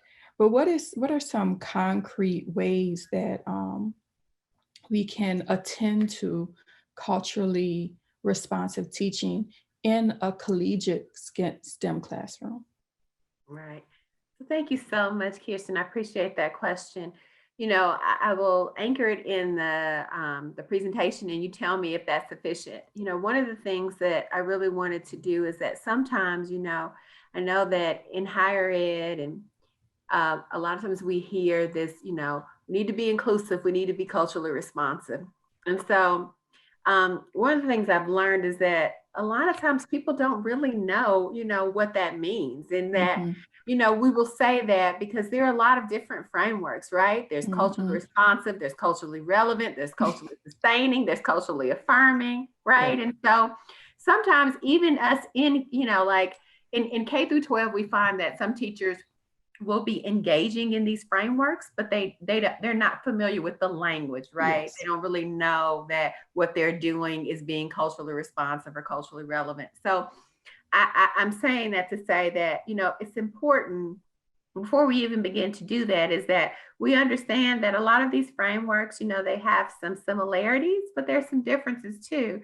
And so it's important that, you know, like I see that, you know, sometimes we use these terms interchangeably, you know, and again, there's similarities, but there are also some differences. So, you know, it's important that we understand what's culturally responsive and culturally relevant, right? We don't want to use those terms interchangeably. You know, one's the work of Dr. Geneva Gay and one's the work of Dr. Gloria Ladson-Billings, right? And so it's important that we recognize, you know, we recognize that, right? And so we need to take the time to understand, you know, kind of like what those similarities, you know, those similarities and those differences are. And, you know, so when I thought about giving this keynote, I really wanted to, you know, really kind of, you know, just help people to understand that, because I've been in places, you know, in higher ed, you know, with colleagues, and I've seen people use those terms interchangeably, right? And so it's important that we are aware that, you know, those differences, right? Because if we want to do something, we want to be culturally responsive, we need to know what that is, right? So we ask people to do that, but a lot of times people don't know what that is. So I wanted to introduce the framework But then I also I shared that particular study because, peer support, and it's so interesting. As I listened to the session before, and there were so many, at least 3 of the presentations that talked about building community and supportive structures in STEM, like having mentoring groups, or having a mentoring program, or having a bridging the gaps type of program, and building community. And so I thought that was really interesting. I mean, I chose the study to talk about peer support because people will say, well, all students need peer support. But when we think about in STEM and being in STEM post-secondary programs, particularly, for African-American students, race and racism are issues. And then having peers are just not a benefit. They're critical resources that they need, because peers, I didn't talk about this.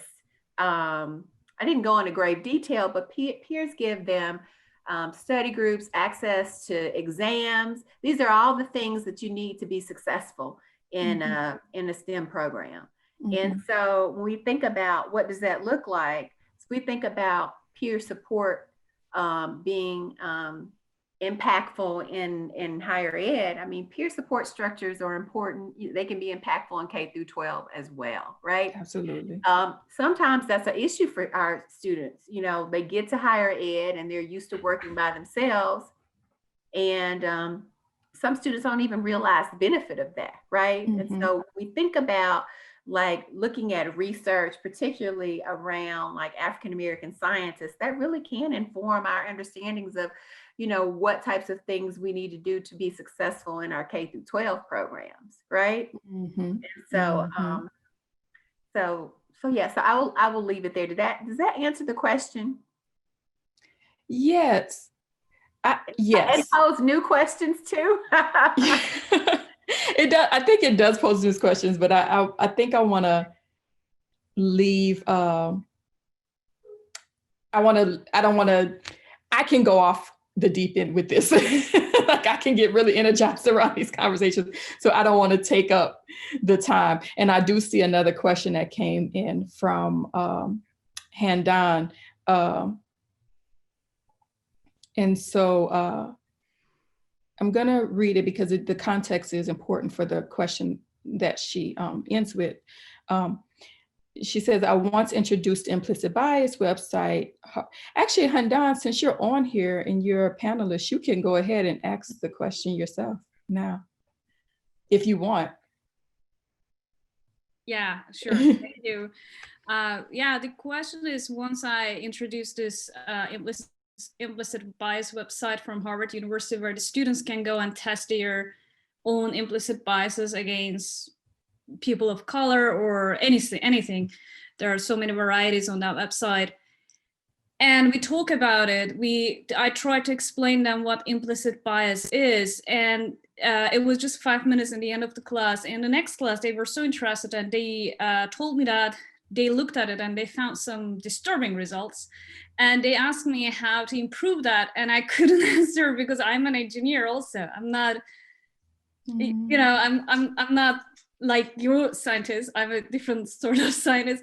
So I couldn't explain anything. And I started to worry about it. And I felt like I'm a little afraid of asking or doing the same activity again, because I cannot answer really good questions. I mean, I'm just like showing there is this, but I cannot tell them what to do next. So is there any workshop or anything like that to improve us a little bit to be more culturally responsible educators? Thank you. You know what? Oh, of course. Well, I know that at American University, in our Center for Teaching, Research, and Learning, we do a lot around inclusive pedagogy. And so I would encourage you to maybe in our Faculty Development Center, our Center for Teaching, Research, and Learning. So I may encourage you to start, at your own institution's Faculty Development Center. But, another thing that you can do is my colleague and I, we talk about that all the time, that, when you have these classes, it's important that you set them up to where students know that you're learning from and with each other, you know, so that you are constantly kind of co-creating a space where you're learning together and you're learning from each other. And so sometimes this can be a way of, you know, of just kind of where it's okay, you know, where the students don't expect you to know everything. Mm-hmm. Let's see if there's any new questions. I actually have another question. I really appreciated how you began your presentation with an analysis of the present context. So the dual pandemics, the political unrest and the real issues that came to the fore in the recent presidential election, and all that context, which I think is really important for us to be situating these conversations in the current context. And I do wonder, and I kind of heard some of these themes in on a very practical level in some of the presenters' talks, but how might this current moment, like the current context that we're in, be exasperating or complicating these perennial patterns of discrimination that we see? So what are your reflections on that, like how the current moment may be impacting our efforts towards more equitable practices in higher education? So are you directing that one? Is that one towards me, Kirsten? Yes, yes, ma'am. Okay. I just wanted to be sure. You know, so you know, when I think about research and STEM education and broadening the participation of marginalized groups like African Americans, you know, we think about the context that was provided, COVID-19, the racial pandemic, unemployment. Within the context of all these things, a link is that racism, right? Racism is an underlying factor in many of these things. And so when we think about STEM, there are lots of efforts, you know, there's a lot of talk around increasing diversity and broadening participation in STEM. Yet, African Americans scientists are an understudied population. You know, there were recent results where there were almost less than 2% of Black PhDs, Black PhDs make up less than 2% of all PhD scientists. And so I think that, you know, one of the things is that we have to do, you know, more research around these populations to be able to help them. I mean, they're understudied. And so it's very hard to increase or to broaden participation when you don't know about the lived experiences of these students, right? And so I think that when I listened to even some of the presentations before this keynote, when people were talking about, you know, building community and trying to use frameworks like intersectionality to understand what's going on with women, this is important, right? This research is important. And I think it's important because we can look to this research to kind of guide our efforts in the types of structures that we can create, you know, in our institutions. Okay, thank you.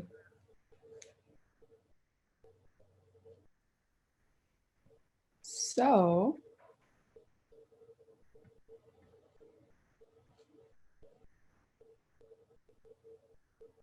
I see a question here. Oh, this is actually a good question, a good pivot. Rama asks, how helpful do you think would a peer network of PhDs in different disciplines help?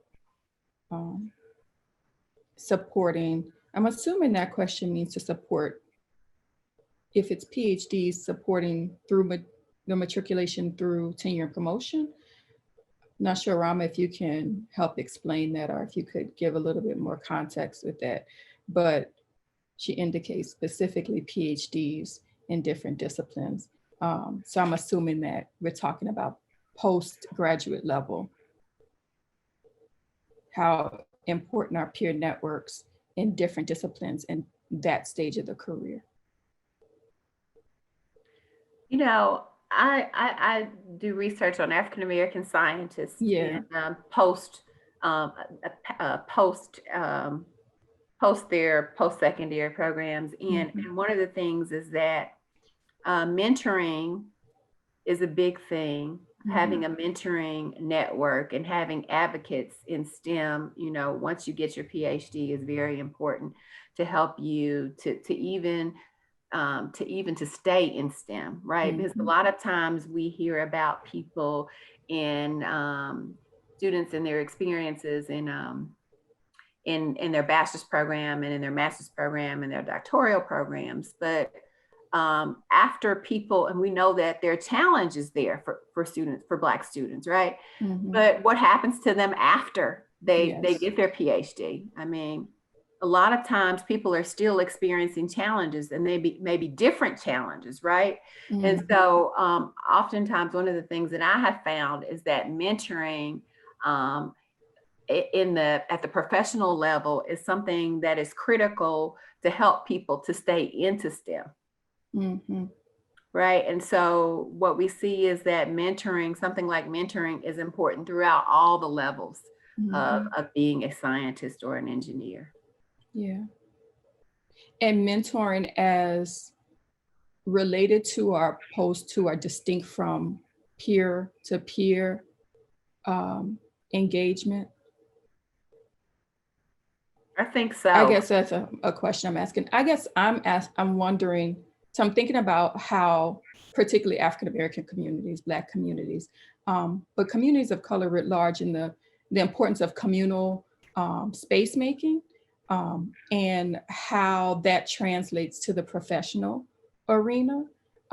So I'm almost translating, for lack of a better word, peer networks, cross-disciplinary peer networks into homegrown communities. So how people make community, and does it have, wondering if it has the same impact postgraduate as it does and as it's been shown to have while students are studying. I also see Cassandra made a comment that networking in non-academic positions is also really important.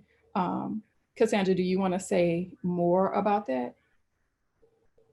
I was just going to add on, we were talking about networking among academia and, you know, people who are professors, and Sherry was saying, you know, how hard it is to stay in STEM anyway, even after you get your PhD, given some experiences. And I was just saying that things like that and those kinds of issues are equally important in non-academic sectors, such as research or private sector, et cetera. You know, shameless plug for the researchers on campus who are non-teaching faculty. Yeah, I think you're right. And so when we think about, the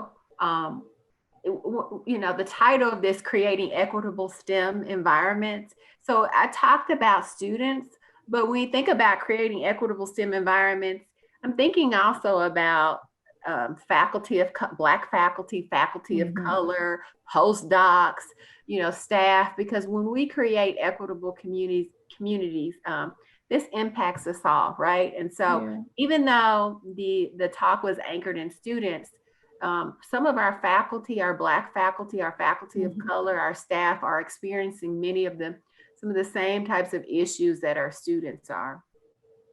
And so when we create these equitable communities, they're just really good for all of us, right? And I'll add a layer of complexity to that in the other direction, right? So I'm a part of the College of Atmospheric and Geographic Sciences, where we have a lot of Black students and students of color and almost zero faculty of color. And so in creating an equitable environment, we're talking about mentoring in particular, where then do our students go when there isn't anyone that looks like them or has, shared experiences? And so that's something to consider too, spaces where there aren't any faculty members of color.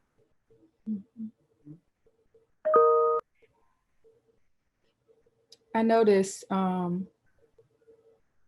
Ed Higgins, you made a comment. I'm not sure if you want to just, I'm not sure if you want to say that out loud, that comment out loud, or that shameless plug out loud. Yeah, sure.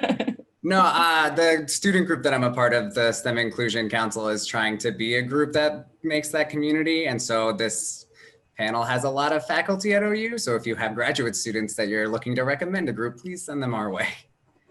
That's all I wanted to say. Excellent.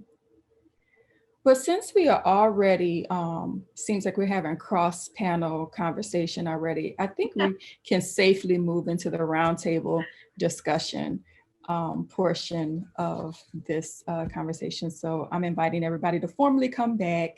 And I have a couple of questions, and let me see from the,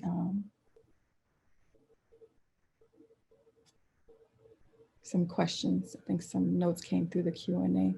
But Kirsten, I had one more question for Sherry, if I may. Sure, absolutely. Yes. So we talked a lot about these mentoring activities, and one thing that really stuck with me from your talk was your phrase, which I'm paraphrasing: don't try to fix Black students, focus on fixing what is wrong in the system, basically.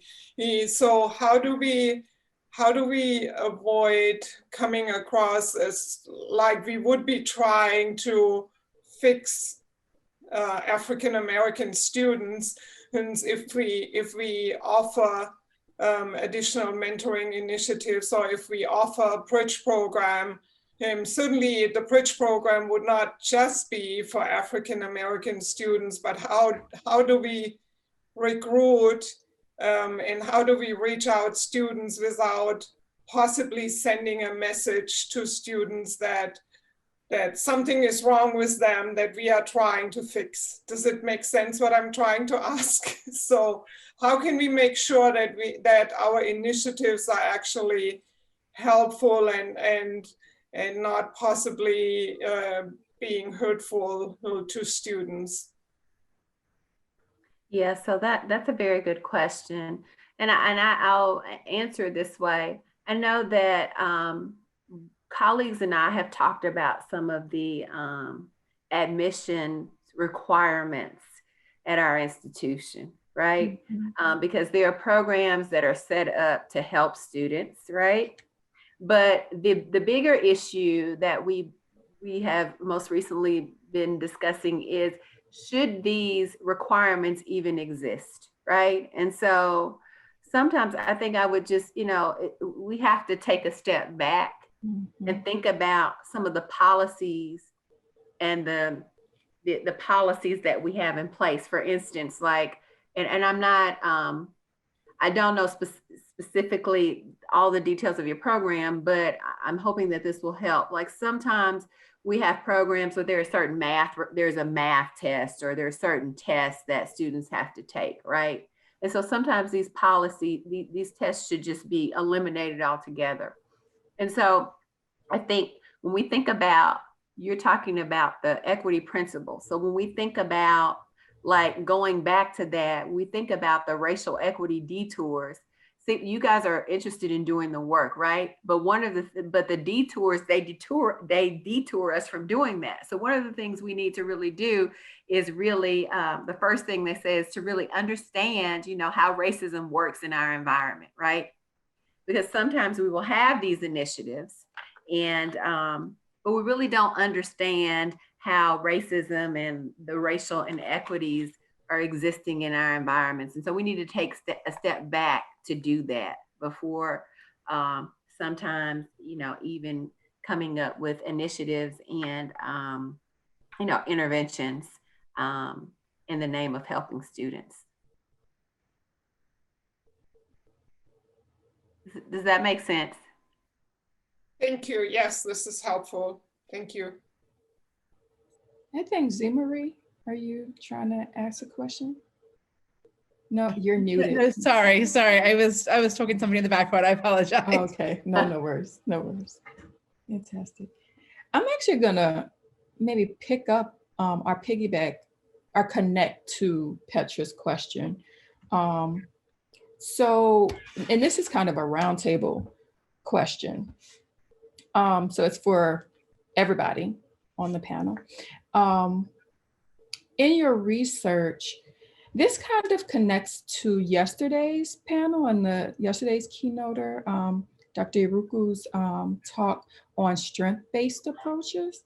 And it makes me wonder, what practices of survivance and thriving do matriculating, and I'm specifically using the term matriculating and not successful, because students can determine what success looks like in a multitude of ways. So I'm kind of strategically using the term matriculating. And we can talk about that more later if you would like.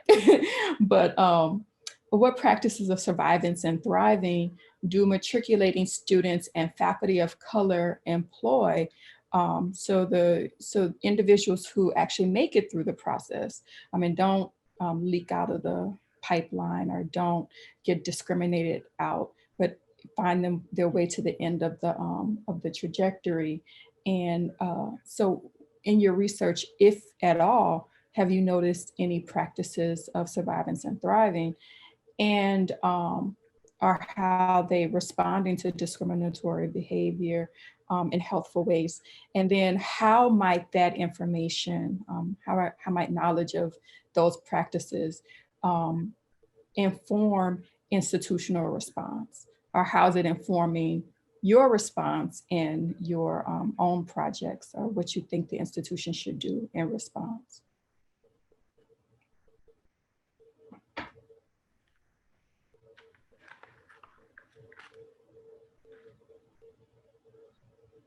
And I can restate if that was too convoluted. But basically, I'm wondering, from a strength-based approach, so we know the institution has to change. We know that there are all these baked in inequalities and racialized hierarchies and gender hierarchies and heteronormative positions that get played out in class-based, and all these systemic inequalities that get baked into and normalized into academia. My question is, how can we better pay attention to the practices of survivance and thriving of marginalized students and faculty, and how then can we use that knowledge base as an informant for institutional change? I think that this is a good question, so, and it requires some thought, right? So I think that, I'm seeing a lot on campuses where people are trying to be inclusive with their teaching and their pedagogy. And I think that, one good thing is that sometimes,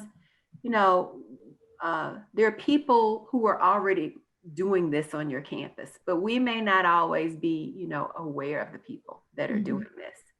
And so, maybe just really trying to understand, what it is your own faculty are doing, and using them to help you to further your goals of inclusion or being culturally responsive. Because there are people, I think, on each of our campuses that are doing this work, and they're doing a good job with their students, but oftentimes we're kind of siloed and we don't know this, right? We're so busy doing teaching, research, and service. And so I think that, this could be one way of really, just particularly in this age where we're all kind of teaching virtually, right? Yeah.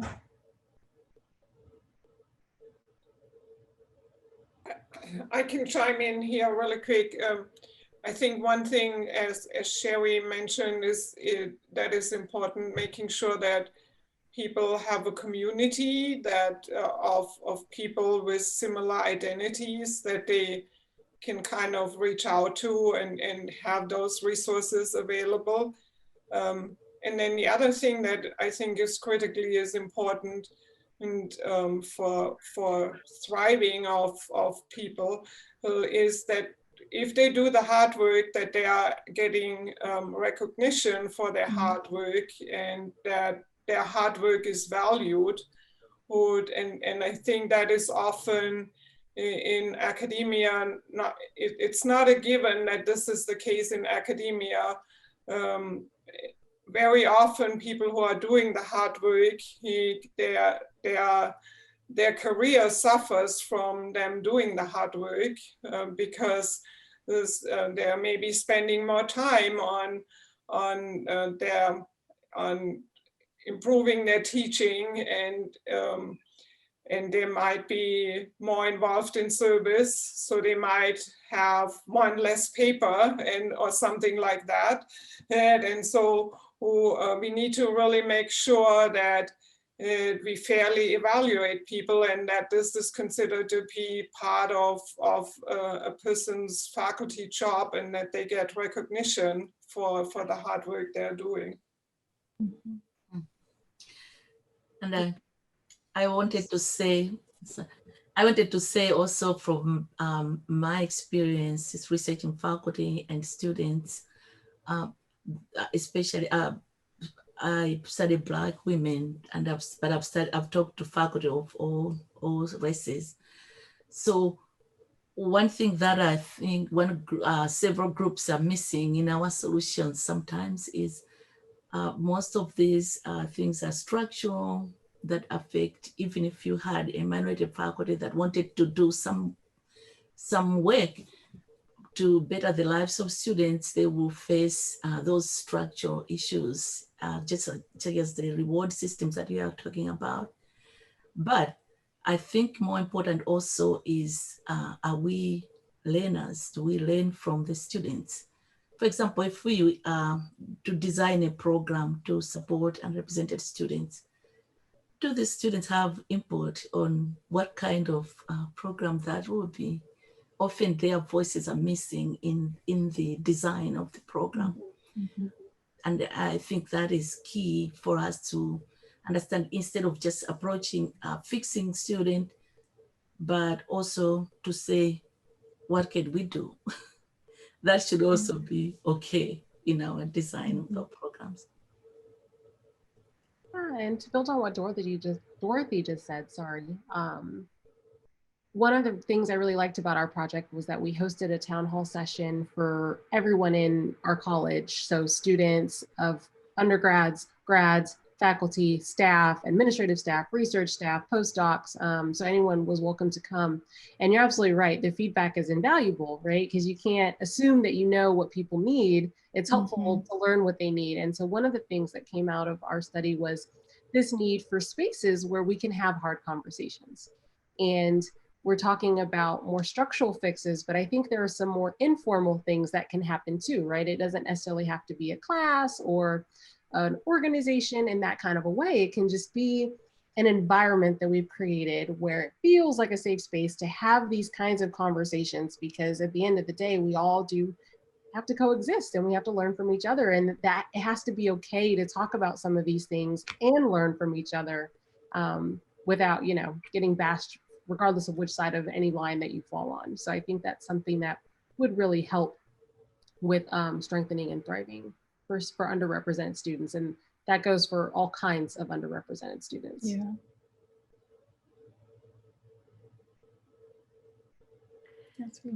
I think that it was a good point that Petra made about people who are doing the work, and that sometimes, that if we're doing the work, that there should be resources put towards people who are doing work. If that's diversity and equity, inclusion work, then there should be resources towards that. And I think that it's a good point that you raise in terms of us thinking about, or institutions thinking about what is valuable, right? Mm-hmm. Or rethinking what is valuable, right? Mm-hmm. So for instance, STEM mentoring, is there value placed on that? And, how much are we putting resources toward that? Because there are some spaces where there are many people there are, professors, faculty of color, Black faculty who are mentoring students. And sometimes, it does become a lot with your other obligations, with your teaching and your research and your service if you're mentoring lots of students, right? But when we think about broadening participation in STEM, mentoring is something that the mentoring of Black students is also a critical resource that helps them, to matriculate. And so you do raise a broad question about what should be valued, and maybe rethinking, the reward system in our promotion and tenure. Mm-hmm.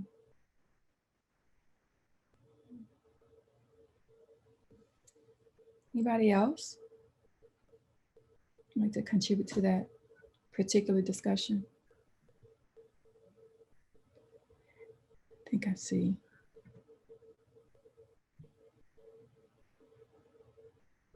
Do you want to, Cassandra, do you want to just say this out loud for the good of the audience? I can. I was chatting on what Sherry said. In terms of mentoring, there are lots of different kinds of mentoring. And while it's really nice to have academic advising and helping students with their coursework or picking their coursework and outlining what their matriculation looks like, that's not everything. And so in thinking about mentoring and the kinds of services and resources we provide, are we providing spaces for emotional support, for life support? How do you deal with picking at graduate school? How do you assess fit? How do I know if something's wrong? How do I change my major or my advisor? Or, how do we deal with all of the other things in life that come with being a student that all happen at the same time that maybe don't disentangle very cleanly? So in thinking about mentoring support, it's not just academics, it's more holistic than that, or at least it should be, right? Something for improvement, it should be. Absolutely. Yes. And more recently, there's an outcry from students who are of, especially even the Black women that I've been talking to, the things at the curricular or the content level in the STEM classroom, that's where I get the term, I'm not feeling it. They are not feeling it sometimes because they don't see themselves in there, in those, and in the content, even if when there's an opportunity to use examples that they might relate to, maybe those are overlooked. And at the same time also, they are struggling in determining what courses will help them get skills that they need for as they move higher into what they want to do in the future. And they are hoping to get that experience in their undergraduate courses. So those experiences in most cases have been missing, to where students are like, I really like to help people. I really like to get involved in the design maybe of what a community looks like. Someone who is in engineering will be interested in doing projects that will support a community. They want to be engaged in that way, but the courses are all, they are more maybe theoretical and they don't go there. So one of the students gave an example of for every time what homework is, my homework is like, in a hypothetical situation, do this or write this essay, or do write about this. But because think about a hypothetical situation, students are tired of hypothetical situations. They want to help real people to do real things. And so sometimes they don't feel connected to the actual content in there. That's why some scholars of inclusive teaching are encouraging do some transformation of the curriculum, but I know that requires higher level decisions, which faculty that I've talked to, they don't have that. Sometimes that may not be possible if they're not supported to bring in things that are innovative that students might connect with. Instead of getting a second degree just to reach a goal, students could be in the same major and even come out wanting with equipped to do what they want to do. And even the minors that are offered, the students have a hectic schedule to be able to do those things. They will add more courses in a minor. So just to position themselves in a situation where if this fails, maybe I'll do this. So let's help students, listen to them. Yeah, absolutely. I have another question related. This is something that I kind of noticed across the presentations, and Sherry, your presentation gave language for this idea of pacing for privilege. And so I wonder, for all of you that are doing this work, and basically you're trying to redesign and transform institutional spaces and frameworks to be more equitable, how do you think the general dominant, so I'm going to use as an example, but this, I wrote it as an example specifically to the atmospheric and geographic sciences team, but it actually cuts across everyone's work. But I'm going to use this as an example just to concretize it a bit. With this idea of pacing for privilege, how do you think the general dominant impression that A&GS is a positive environment, a lively, I think you used the term lively, positive environment, impacts the unit's response to patterns of discrimination? So if there's a general feeling that this is a good environment, there's a general kind of dominant feeling that this is a good, lively environment, how does that impact efforts at responding to patterns of discrimination? And that, honestly, I would like to hear a response about that from everybody. How does the unit that you're in, how does a general feeling, dominant feeling about the unit that you're in influence your ability to enact change? I just want to chime in here that in engineering, these sort of things not very much talked, because generally speaking, more hard science stuff. But when we talk to some of the students, having an international professor in the department, and those professors are talking to them and just asking like, what do you want to do with your life? What will be the next step? How can we improve your CV? Instead of like advising what sort of classes they can take, which is done by the student service pretty well. More like, hey, what do you want to do with your life? How can we help you on getting this better? Like, what's your goal? You want to go to graduate school? Oh, okay, you need to work in a research lab, You know, sort of advising and just talking to them, just chatting to them, and having the doors are open to them. We notice that it affects most of the students. We do it for 2-3 years so far. They are super happy with that, and they keep saying that having an international professor, regardless of what, in the department, is just talking like they might have a space in the department also. And we are not saying like we are anti-racist or something like that, but just showing it that, you know, this is a diverse environment and we all feel happy and comfortable. That gives the message, I think. But so in terms of advising, I think we need to maybe say that more like, how can we help you? Sort of advising is, I don't know the difference, not clear. I couldn't explain, I couldn't put the names clearly, the terminology, but you know, that sort of difference in advising and showing is really improving their interactions with us. That's our observation, but of course it's not data proven. So Kirsten, since you used our college or our study as an example, and I mean, certainly it was good to see that overall there is still somewhat of a positive climate in the college, but at the same time the study showed serious issues with our climate, and we cannot ignore that students feel marginalized, feel harassed.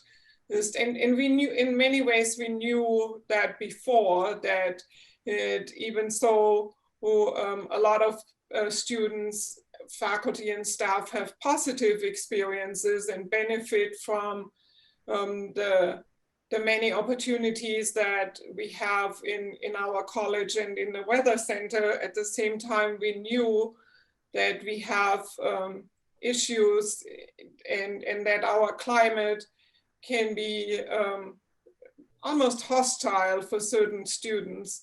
And I mean, that was part of the motivation for doing this study, getting to the root, having the data, not just having this anecdotal evidence, but really having now data that clearly show that, so that we can address it, and we are not gonna just carry those things under the rug and pride ourselves in the first slide, which shows that overall people are quite happy, because there's we would not have equitable approaches, or we would not be promoting equity in our environment if we would do that.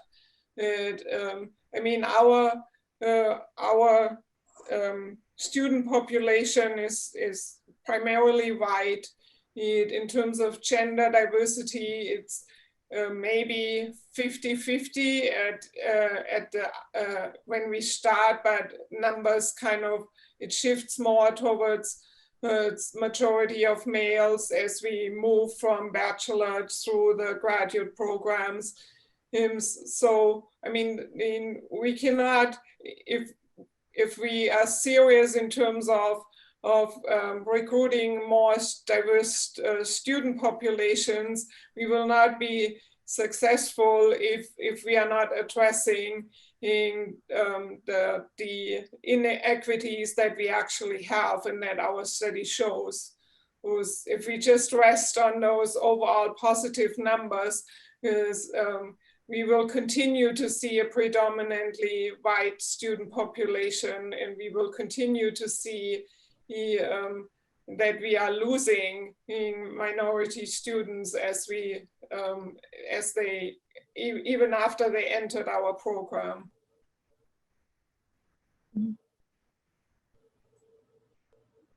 Thank you for that, Petra. Anybody else would like to think through that question? I do wonder, though, I do wonder, even digging a little deeper. So we know the imperative is to persist, even if the general or dominant population doesn't think that there's a problem, we still have an ethical obligation to persist. But I still do wonder what that, what is the kind of cultural response, like unit level cultural response to those kinds of persistent efforts? And have you thought through how you prepare for that? Because, some might say it's human nature not to want to change. And then some others might say that once you pacing for, as Dr. Watkins gave us this really great language, pacing for privilege means, it makes me think that, well, if we're normally pacing for privilege, that means that if we stop pacing for privilege and we forge ahead, that comfort is gonna dissipate.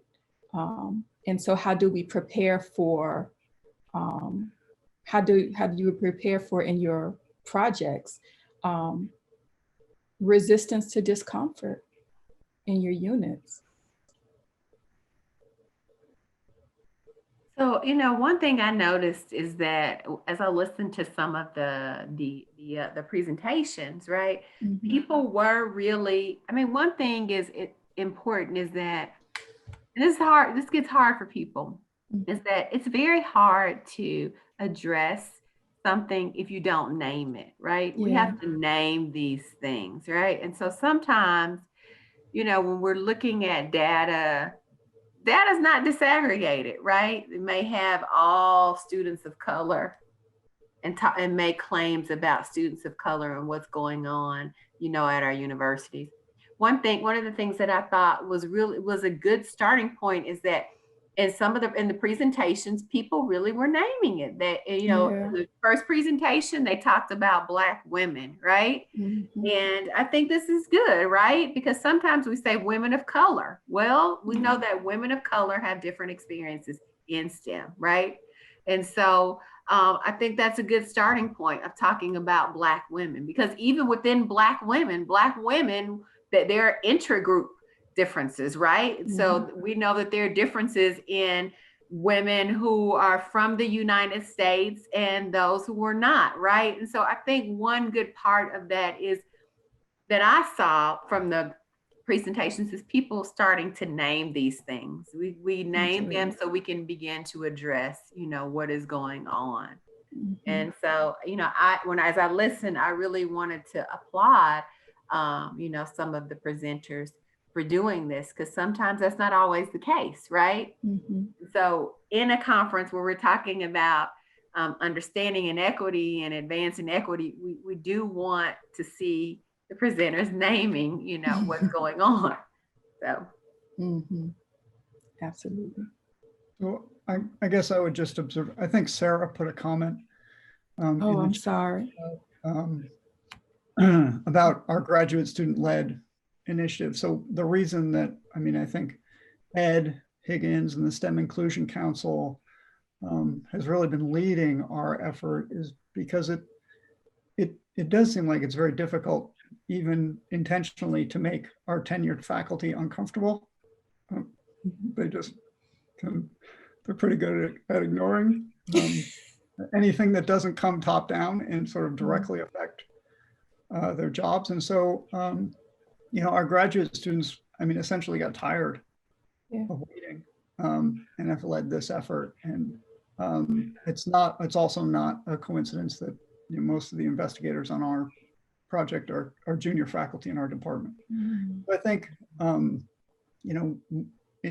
in my department in biology, we just see a sort of generational difference. And I think it's changing now and it's changing quickly, but it has been a long time, and it has been pretty entrenched resistance to change from my perspective. Yeah. If I can quickly follow up again, I think the biggest challenge that we see is that students rightfully call for action if there is an incident. And we recently, for example, had pretty racist conversations that happened in a group chat among meteorology students, which made several students really upset. And this was triggered by the Nkhata's visit to campus and students sharing their concerns about then the Proud Boys showing up on campus. And then all this happened in an unmonitored group chat. And the next day, my inbox and several other people's inboxes were flooded with like screenshots, pages long screenshots of the group chats. And really some students made it very, they simply made racist comments. So students rightfully call for action, but as an administrator, our hands are often tied. And it goes back to free speech on campus. And so,